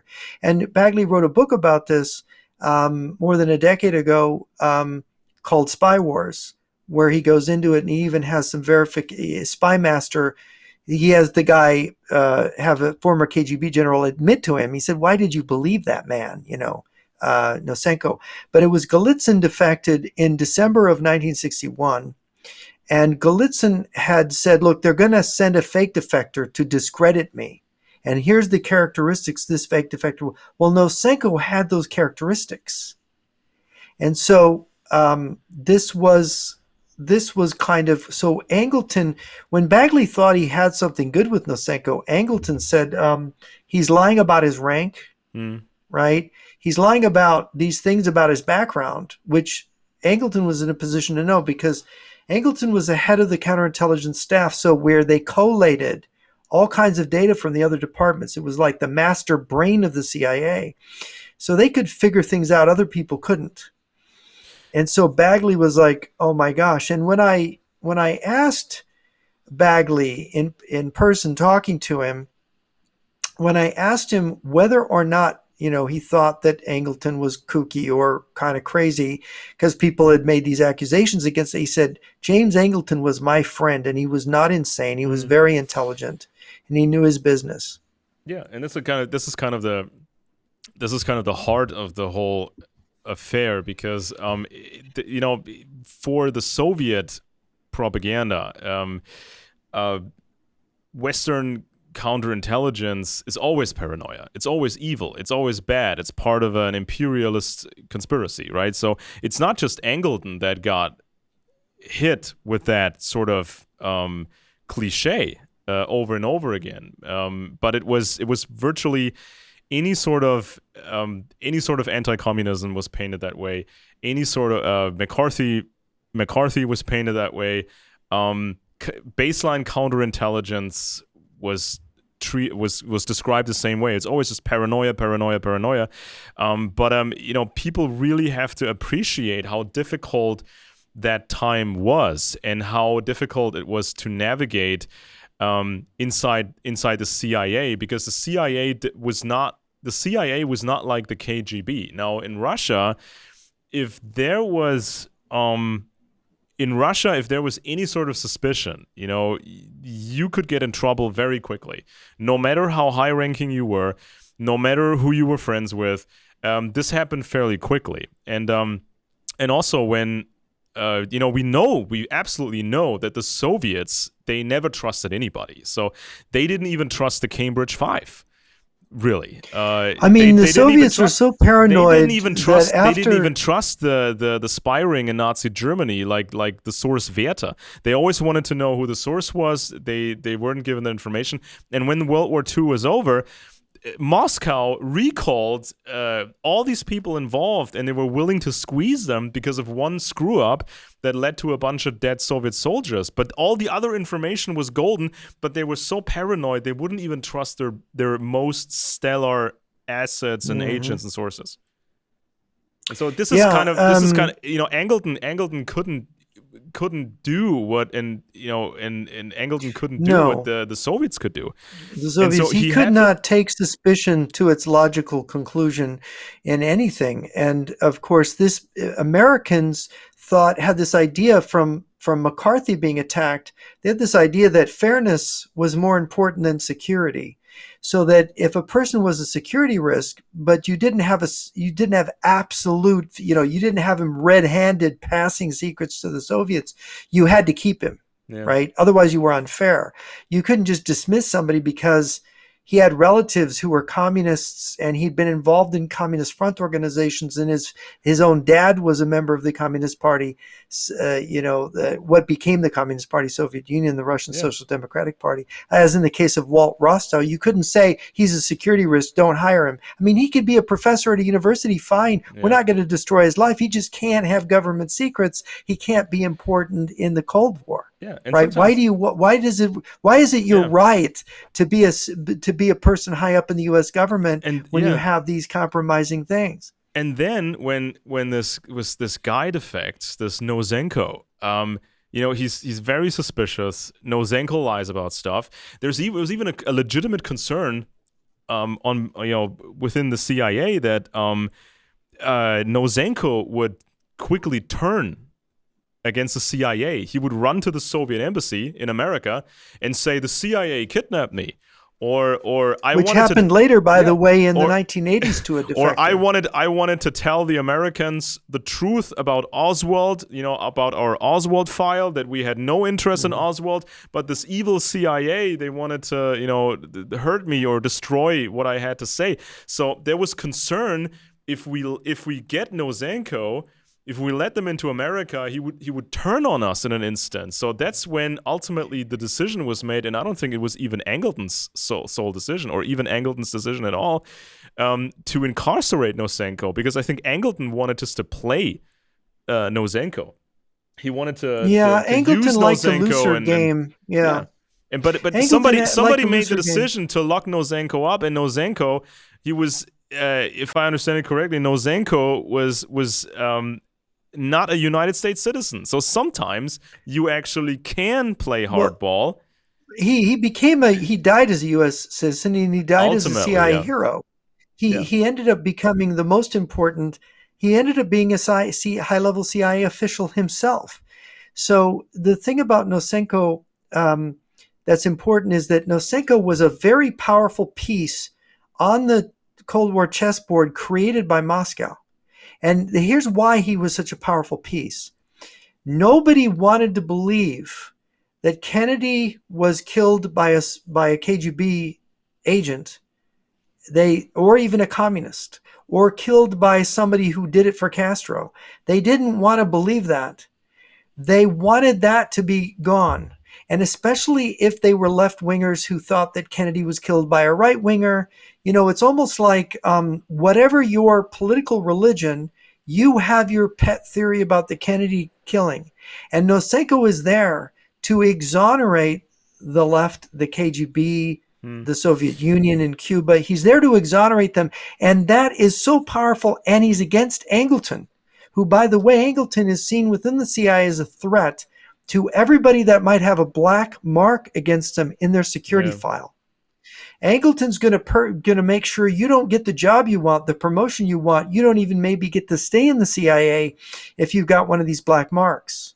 And so you had a lot of people then lining up. You had this power beginning to form around the Nosenko narrative, because it's countering now. It's taking down Angleton and the counterintelligence staff, because the counterintelligence staff was the brain and the check on everything that they had, an ultimate check on everything the CIA did.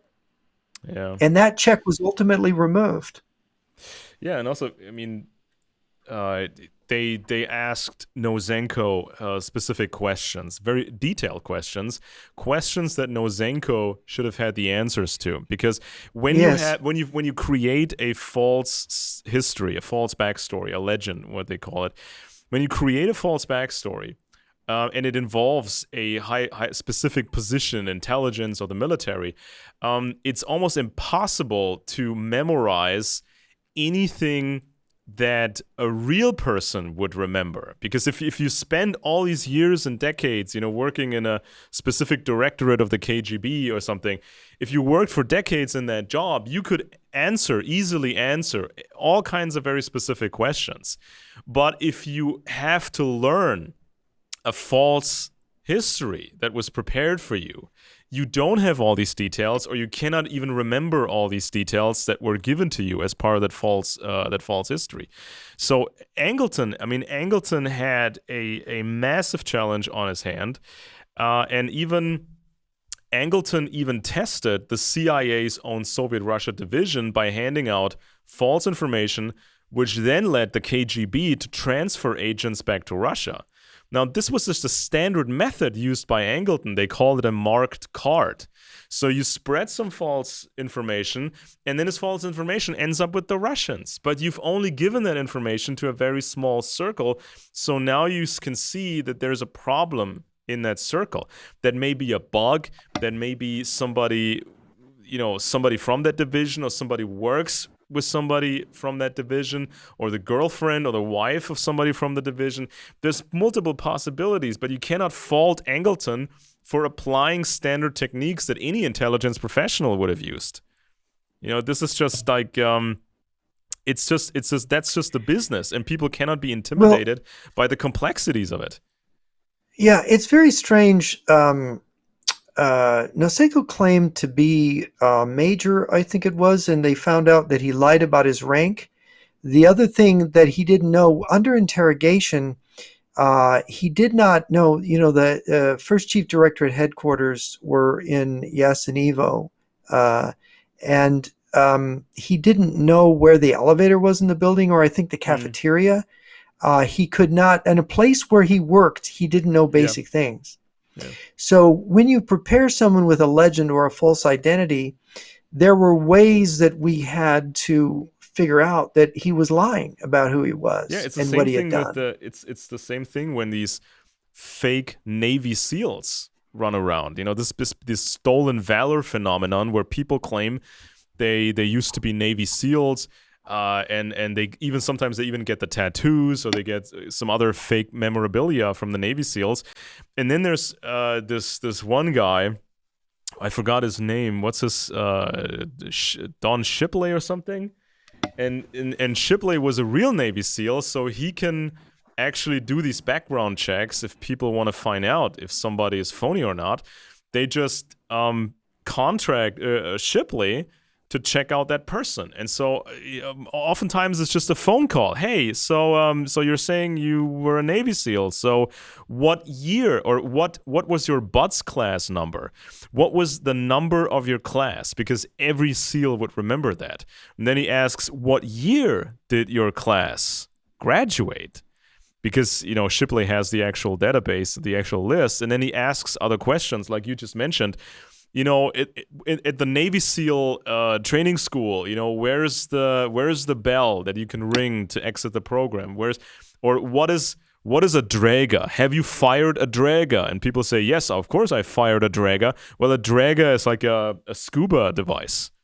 So you can ask these people specific details, and if they don't know these details, they're phonies. And when Nosenko was imprisoned, he would withdraw inside of himself, and he would just repeat a very baseline story. He would say very few things. Now, somebody who is innocent would rather start talking, talking as much as you can, giving the CIA as much information as you can, giving him all these details to bolster your credibility. But if you're a phony, you would revert back to these very baseline lies that you're trying to protect. Yeah, that was some episode. So this is the shocking thing that that happened here in 1964 with they tried to break Nosenko by putting him in, I think it was an attic of a safe house where they kept him prisoner, and they used sleep deprivation techniques on him. They tried to get him to admit that he was a false defector. Bagley said that there was one point at which he thought that Nosenko was about to break. He was very close. But what happened is that those people who were against this figuring it out, who had this other narrative in mind, decided to end it all. And they thought this was a great travesty and injustice to Nosenko. And they basically rehabilitated him. And this was the beginning of the end for Angleton and Golitzen within the CIA. Because Nosenko was destined to become the hero defector who had the truth. So there's not enough room for two truths. Even if people were doubting and saying, well, it could be one or the other, they couldn't suspend disbelief like that. They went with Nosenko. And so when you look at all these CIA books written by former CIA people, whether it's Robert Gates's 2 memoirs, his first one, From the Shadows, or some of the others, the ones that were working in counterintelligence hunting moles, they always badmouth Angleton and Golitzen, and they believe in Nosenko. And that it became the pattern. That became institutionalized, basically. Nosenko died, 10, 12, 13 years ago? And he was in good standing with the CIA when he died. This was the official thing. So every deception operation then that the KGB would put forward, the KGB had this guy inside the CIA to tell them what was what. Yeah. And this was very bad. Yeah, and I thought that when I was looking into and preparing my notes here about the defectors and the battle inside the CIA and how an intelligence war has its victims. This is just the nature of it. So you cannot expect a perfectly clean intelligence war where nobody gets hurt. But when I was assembling my notes, I was looking into the initial Operation Trust by the Soviets. And we're gonna do a whole show about that whole phenomenon. I was looking into how more operations like Trust were started, and it was always about infiltrating the Western right wing. Not just the Western right wing, but also the larger anti-communist circles.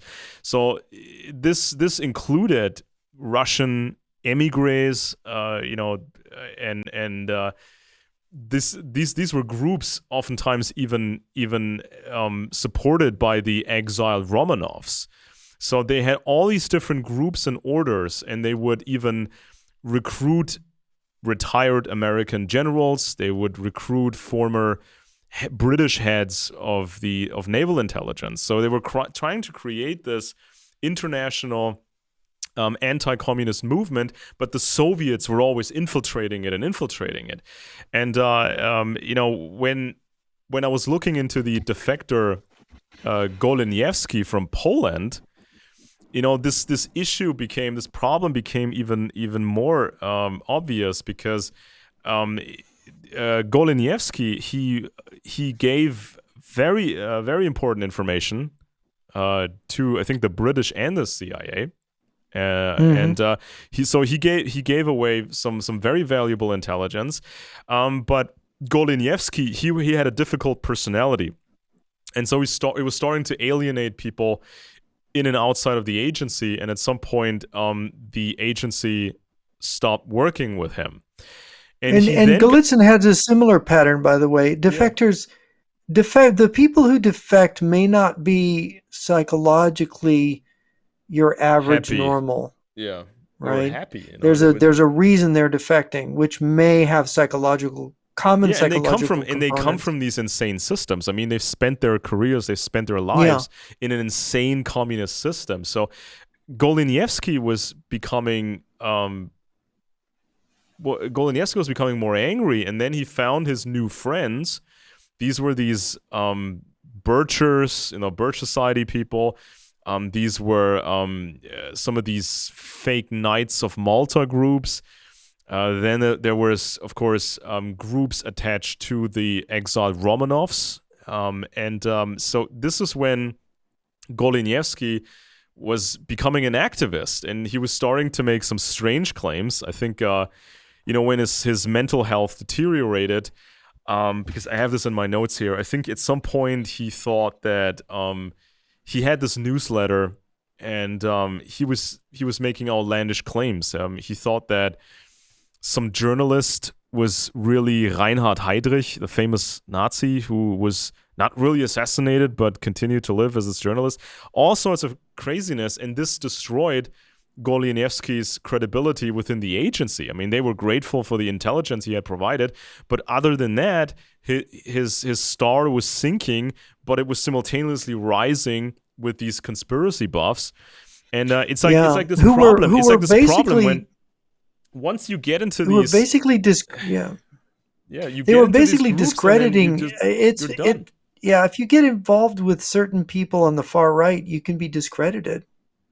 Yeah, this is where sometimes I think that, these conspiracy circles, this is where good ideas go to die. This is sort of the place where some good ideas, they actually die. And as I said before, this is not just, the Birch Society or, your average conspiracy activist out there, even back then. This is not some random people that do this kind of activism. There's some real power behind it. There's some real networks behind it, and some really weird people behind it, like the exiled Romanovs. Now, on the surface, to Goleniewski, who ultimately claimed he was a Romanov himself, he started to make that claim. And he was the son of the last Tsar, and he was smuggled into Poland, he said. So, which is crazy. Yeah, but then by the way, how crazy was it that he claimed he was Alexei Tsarevich? Goleniewski was born in 1922. The Tsarevich was born in 1904.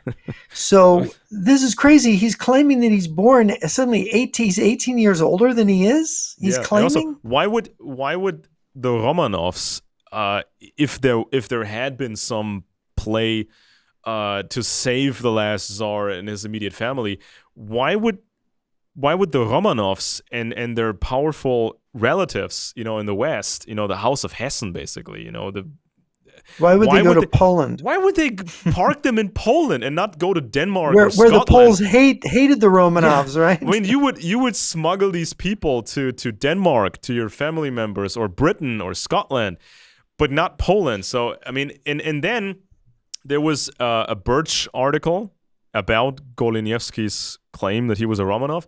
And then there was a book that was even much longer than this article. And I took some quotes from that book. This was about Goleniewski, especially, and his accusation against Henry Kissinger, which is a very important accusation. Not just because Goleniewski said that he saw the code names, and he could deduct that one of these code names was really Kissinger. This was not just about Goleniewski and what he saw. This should have been a bigger, larger investigation into Kissinger, coming from all different angles. But so this book that came out, these Birchers, they try to focus on the Kissinger thing, and they also focus on Goleniewski's claim of being a Romanov. And they said in the book that there is an affidavit, a collection of facts. There's a collection of facts that would prove Goleniewski was a Romanov, and that collection of facts was done by a former CIA guy. Now, they billed him as the former head of the Technical Service Department of the CIA, which is not true.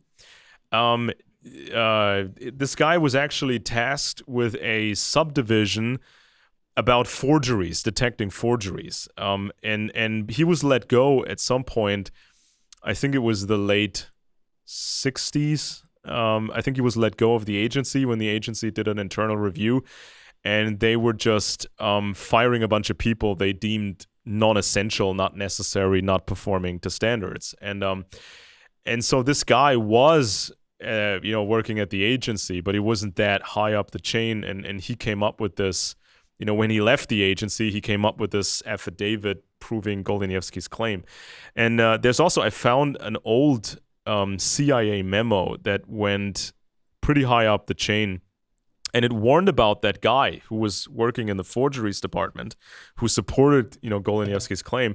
There was a memo, and it warned about some sources saying that after these two guys from the NSA defected to the Soviet Union, the next two people to defect would be that forgery expert guy and another guy. And so this was a warning, and they started to investigate the warning.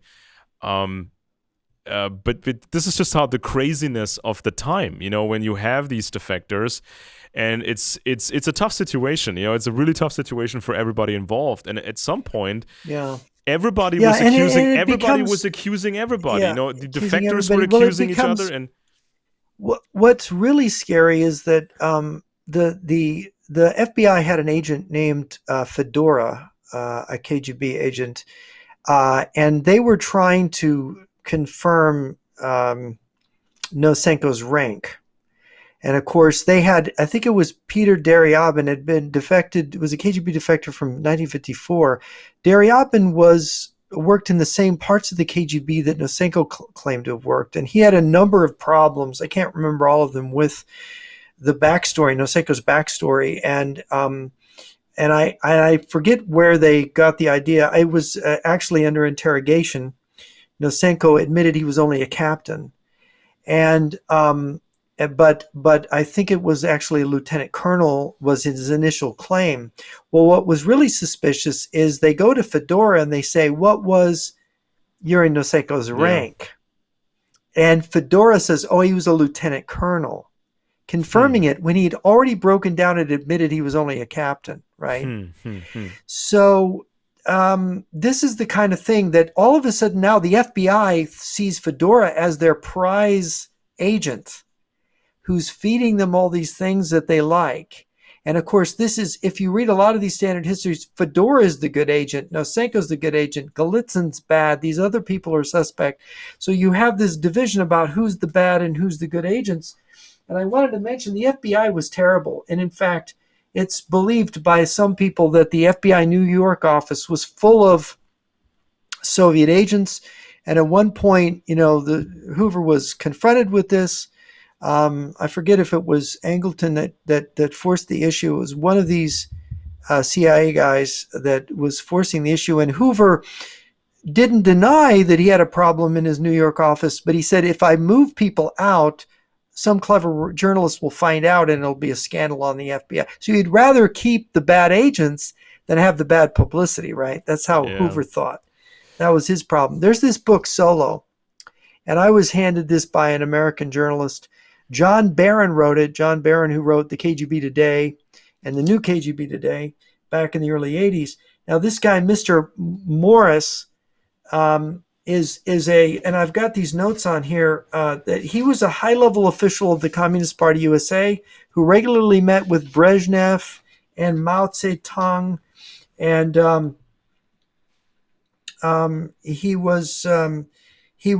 Morris was developing a close relationship with Brezhnev. Well, he was an FBI agent. The FBI recruited this Morris character, who's depicted in this picture on the front of the book, Solo. And of course, he was going to meet with all these top communist leaders around the world as a Communist Party USA official and come back and tell everything, spill the beans to the FBI. Well, what is the story? He goes to Suslov. He's in the Central Committee of the Communist Party Soviet Union building, and they say, oh, we had nothing to do with killing Kennedy. Oh, please, this is such a mess, and we're going to be blamed for it. So he gets to report that back to the FBI. Then he goes and he meets with Mao, and Mao says, these Soviets are awful. I can't work with them anymore. We're enemies now. And he goes and reports that the Sino-Soviet split is real. And it's like, it's not that I would say that Morris was a conscious double agent, but I think that the communists knew he was working for the FBI because they had infiltrated the FBI, and they were feeding him then, oh, let's have him meet with Mao, and Mao will put on a little song and dance, and it'll persuade them that the Sino-Soviet split is real. It'll persuade them that we had nothing to do with Kennedy's death. And it's like, you go through this book and it's just straight up and down what they want to portray to us and the deception that we've landed in today. Yeah, and obviously, I mean, I keep reminding people that today we know much more than these people knew back then, and we have more opportunities now than people had back then. And nowadays, the task is complex. We cannot just take 3-4 old books by defectors and say there's the ultimate answer. We just have to blindly believe these defectors. No, anytime a serious defector would make an accusation, this launched a proper investigation. Nobody was willing to just blindly trust a lead. You had to confirm it and double confirm it, and you have to do a proper investigation. So it's not just a matter of, are you in the Angleton camp, are you in the anti-Angleton camp? You have to go beyond that, because we're not as limited now as some of these people were back then. So you have to do a full investigation retroactively into Henry Kissinger. You have to look into these other people that were accused, like Sir Roger Hollis. Other people have made interesting material on Roger Hollis. Chapman Pincher's books on Roger Hollis, for example. Oh, by the way, there's an interesting side note, because I wanted to mention that back then all kinds of people were accusing everybody. At some point, it came out that Pincher's book and somebody else's work had been co-financed or sponsored by Victor Rothschild, and so when this became public, the conspiracy guys were going crazy again, and they started to accuse Victor Rothschild again of being a member of the Cambridge Five, the fifth man. And so Victor Rothschild was getting angry about it, and he said in public, I cannot even properly defend myself in public because I am bound by the Official Secrets Act of Britain, which was very strict. So I cannot even defend myself against this nonsense that's been published. And then Margaret Thatcher actually jumped in and said, normally I would never ever talk about these things in public, but I'm going to make an exception. I will say we have absolutely zero evidence that Victor Rothschild worked for the Soviets. Now, does that mean we should blindly trust Victor Rothschild? No, but people have to come up with something, something tangible, and not just a bunch of nothing burgers. And by the way, when when people talked about Victor Rothschild, they were including all these older Rothschild mythologies that are absolutely false. And even when even when the Romanovs, the exiled Romanovs, were spreading the protocols of Zion throughout the Cold War and networking with people in the West and spreading this conspiracy nonsense, guess what? All these Romanovs had to do was to ask their own relatives, especially in Britain, to ask their own relatives, hey, is this Jewish world conspiracy thing true? And these relatives could have told them in confidence, no, actually it's fake. We've been using it off and on, over the decades for various, disinformation purposes to, destabilize the French and the Germans and so on. But it's absolutely fake. We've been spreading this nonsense, as disinformation. And we also, the House of Hessen, it was the House of Hessen that initially recruited the Rothschilds, the very first Rothschild. And Meyer Amschel Rothschild, as he was called here, Meyer Amschel Rothschild worked for the House of Hessen, the Landgraf of Hessen, and protected his money from Napoleon. And then Rothschild was referred to the British throne to smuggle money to the troops of Wellington. So the Romanovs could have asked their own relatives from the House of Hessen, is this Jewish conspiracy thing true? No, it's not. We've been using it, as disinformation, but, we run the Rothschilds. There is no Jewish world conspiracy, right? Yeah, and in trying to figure out who's who in this, people are going to say, oh, I read all these CIA books and Golitzen is wrong and he never had the truth about anything. Well, the fact of the matter is, the reason why I take the side of Golitzen and Angleton, and I do it not saying that they're not perfect, they made mistakes, and some of the criticism of them is true, but they're right on the essentials, on the most important understanding of the Cold War, and this comes down to intellectual honesty, and it comes down to what the problem we have today in analysis is that you go back to Richard Weaver's book, Ideas Have Consequences. We've lost the ability to think in terms of abstractions, in terms of universals and transcendentals, which you have to be able to think in order to understand. You can't just be a literalist. But this book here, this is really sort of the ultimate proof, you could say. This is Mark Riebling's book, Wedge, written in 94. At least this edition was. I think there's a more recent edition.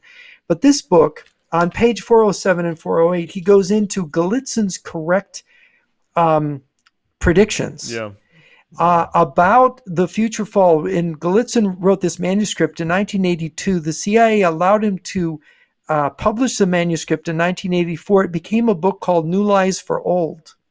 And just to whet people's appetite, why I have the interpretation of all these events and why it's helpful to put them together right is the guy that had it right was Golitzen. He predicted the fall of the Soviet Union in detail, in all of its minute details. And the CIA didn't anticipate. The CIA failed in anticipating. No, the CIA was against it. And not only that, all these books claim that Golitzen had, they repeat, Golitzen had there are six mistaken predictions Golitzen made out of 139. Out of 148 predictions, he had 139 correct.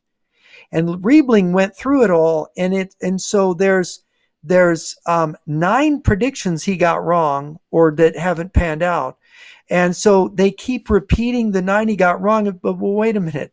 The 139 he got right are so amazing and so critical to our strategic understanding of what's really going on in the world today, because his predictions are still coming true, especially about China and Russia and the one clenched fist, that this is why this analysis of the Cold War is so important. Yeah, but even if Golitzen had never existed as a human being, if there had never been a Golitzen, and never defecting, still the overall logic basically tells us what the strategy of the communists would be, because it's such a powerful ploy to fake a split.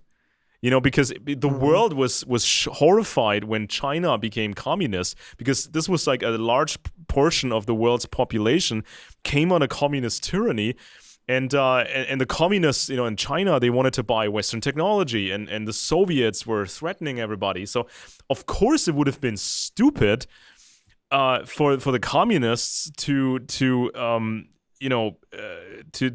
appear in unity. If the communists had all publicly loved each other, they would have gotten a lot more opposition. People would have said, "Of course, yes. we're not gonna sell anything to the Chinese. We're not gonna sell anything to the Soviets." But if you fake that split, you can, pretend that it's possible to play the Russians off against the Chinese. And then you don't have to be as vigilant. Yeah. You don't have to be as strong in opposing the Soviet Union. And we can if you also think you have China with you. Exactly, and we can tell that this deception, that was kind of an obvious move in my book. I mean, what else were they going to do? They knew They knew they had to pretend a certain weakness. Fake a weakness, and they knew that communism didn't work, especially internationally. This whole strategy of, preaching Marxism, Leninism, to have all these revolutions everywhere, that was not strong enough. You couldn't have a future as an empire if you could only speak to the left internationally. You also needed to speak to other groups, like the right-wingers. Yes. So that other deception, fake ending of the Soviet Union, that was another very obvious to me strategic move. What else were they going to do? By the way, I've just discovered, thanks to a reader, I've just discovered a smoking gun on this, which I had not found before. And there's so many, I've even forgotten some of the details that prove all this, but this is one that anybody can look up. I'm working on an article on it now. In the William J. Clinton Presidential Archive, they declassified his phone calls and personal meetings with Boris Yeltsin through the 1990s. And his last meeting, not his last phone call, his last physical meeting with Boris Yeltsin, November 19th, 1999. You can go to the Clinton Library. You can download it. I've downloaded it. I'm printing it out. I'm writing an article on it. You can't believe what Boris Yeltsin tells Clinton. Now, this is after the Kosovo War. This is during the war in Chechnya. Yeah. This is when Putin is being set up to be the next leader. And Boris Yeltsin mentions this to Clinton and says, Putin's going to be the next guy. Boris Yeltsin, Clinton is bragging to Boris how he's done all these things for him. He's keeping the ABM treaty in place, even though Congress wants to get rid of it. He's gotten rid of our nuclear fissile material stockpile. He's pulling apart our ability to make nuclear warheads. Clinton's telling him these things.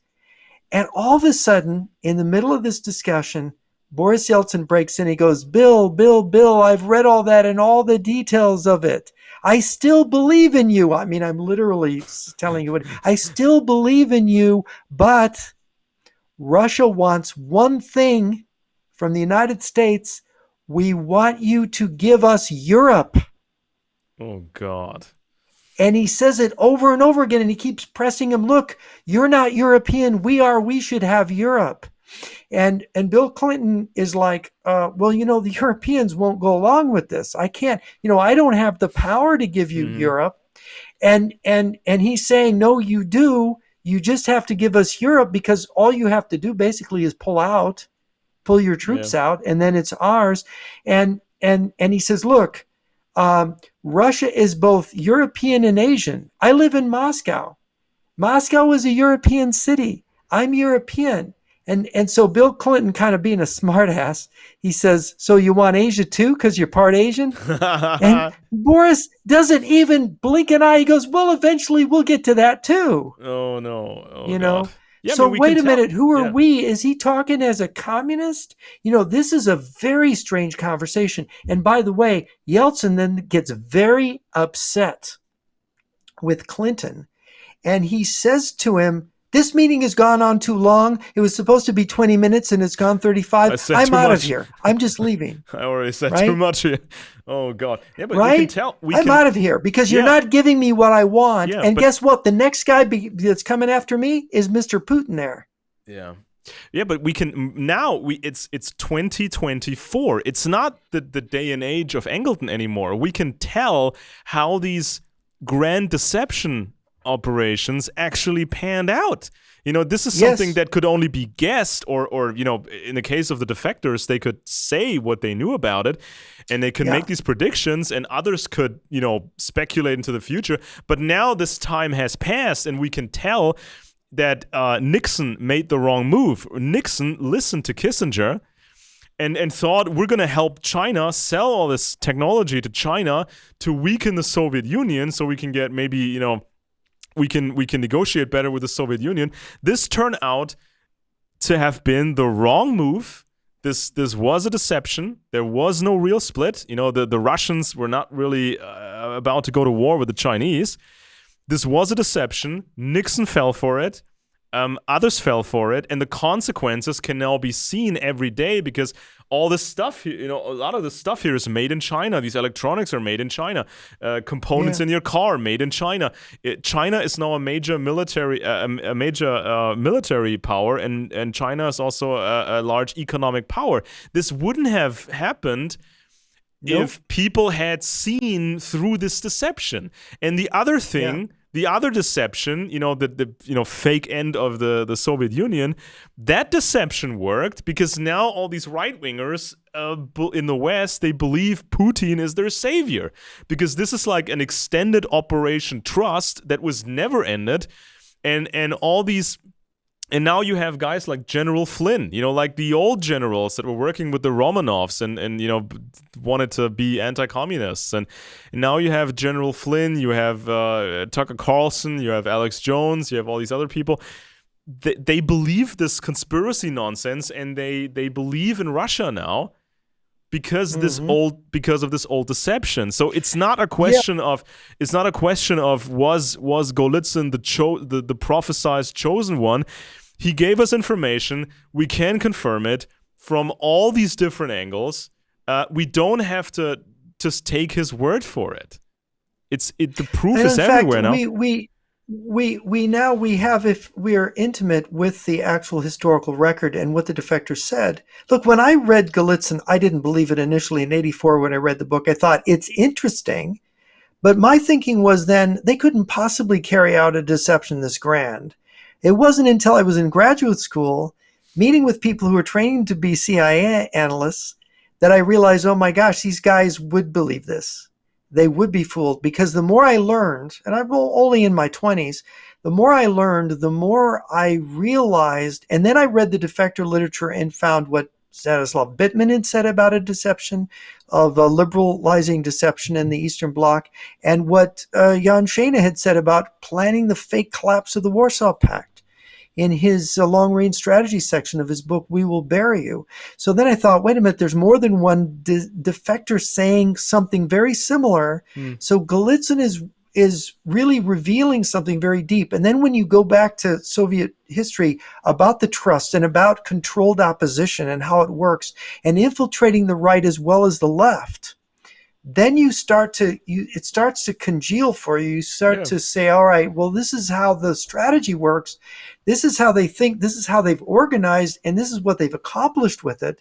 Then you're right. Now there's no excuse for not understanding that, except that you're ignorant and you haven't done the reading. And we can we can compare this to other historical examples of confirmed deceptions. So, for example, the grand deception operation run by the British, as early as the 1920s, the 1930s and the 1940s. So this was a long-term operation, by Churchill and the British king and some of these intelligence people, some other aristocrats, they wanted to create the impression that Britain was fundamentally split along certain lines.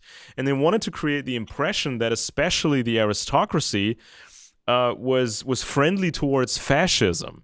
So they would do all this theater over many, many years to lie to the German extreme right wing, lie to the Nazis, and pretend they had sympathies for the Nazis, because that led the Nazis to make some terrible strategic decisions.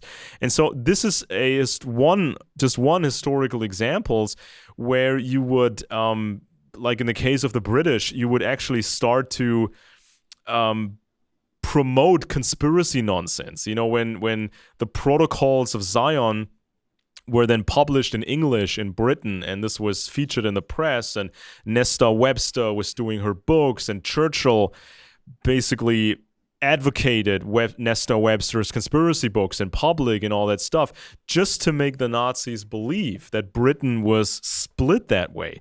Now, why wouldn't the communists pretend a split? Not just along the Russia-China line, but also other elements, other countries that were communist. You know, they had multiple fake splits. They pretended that Romania under Ceausescu was independent, and they pretended that they had disagreements with Gomulka in Poland, where Khrushchev and Gomulka exchanged insults at the airport.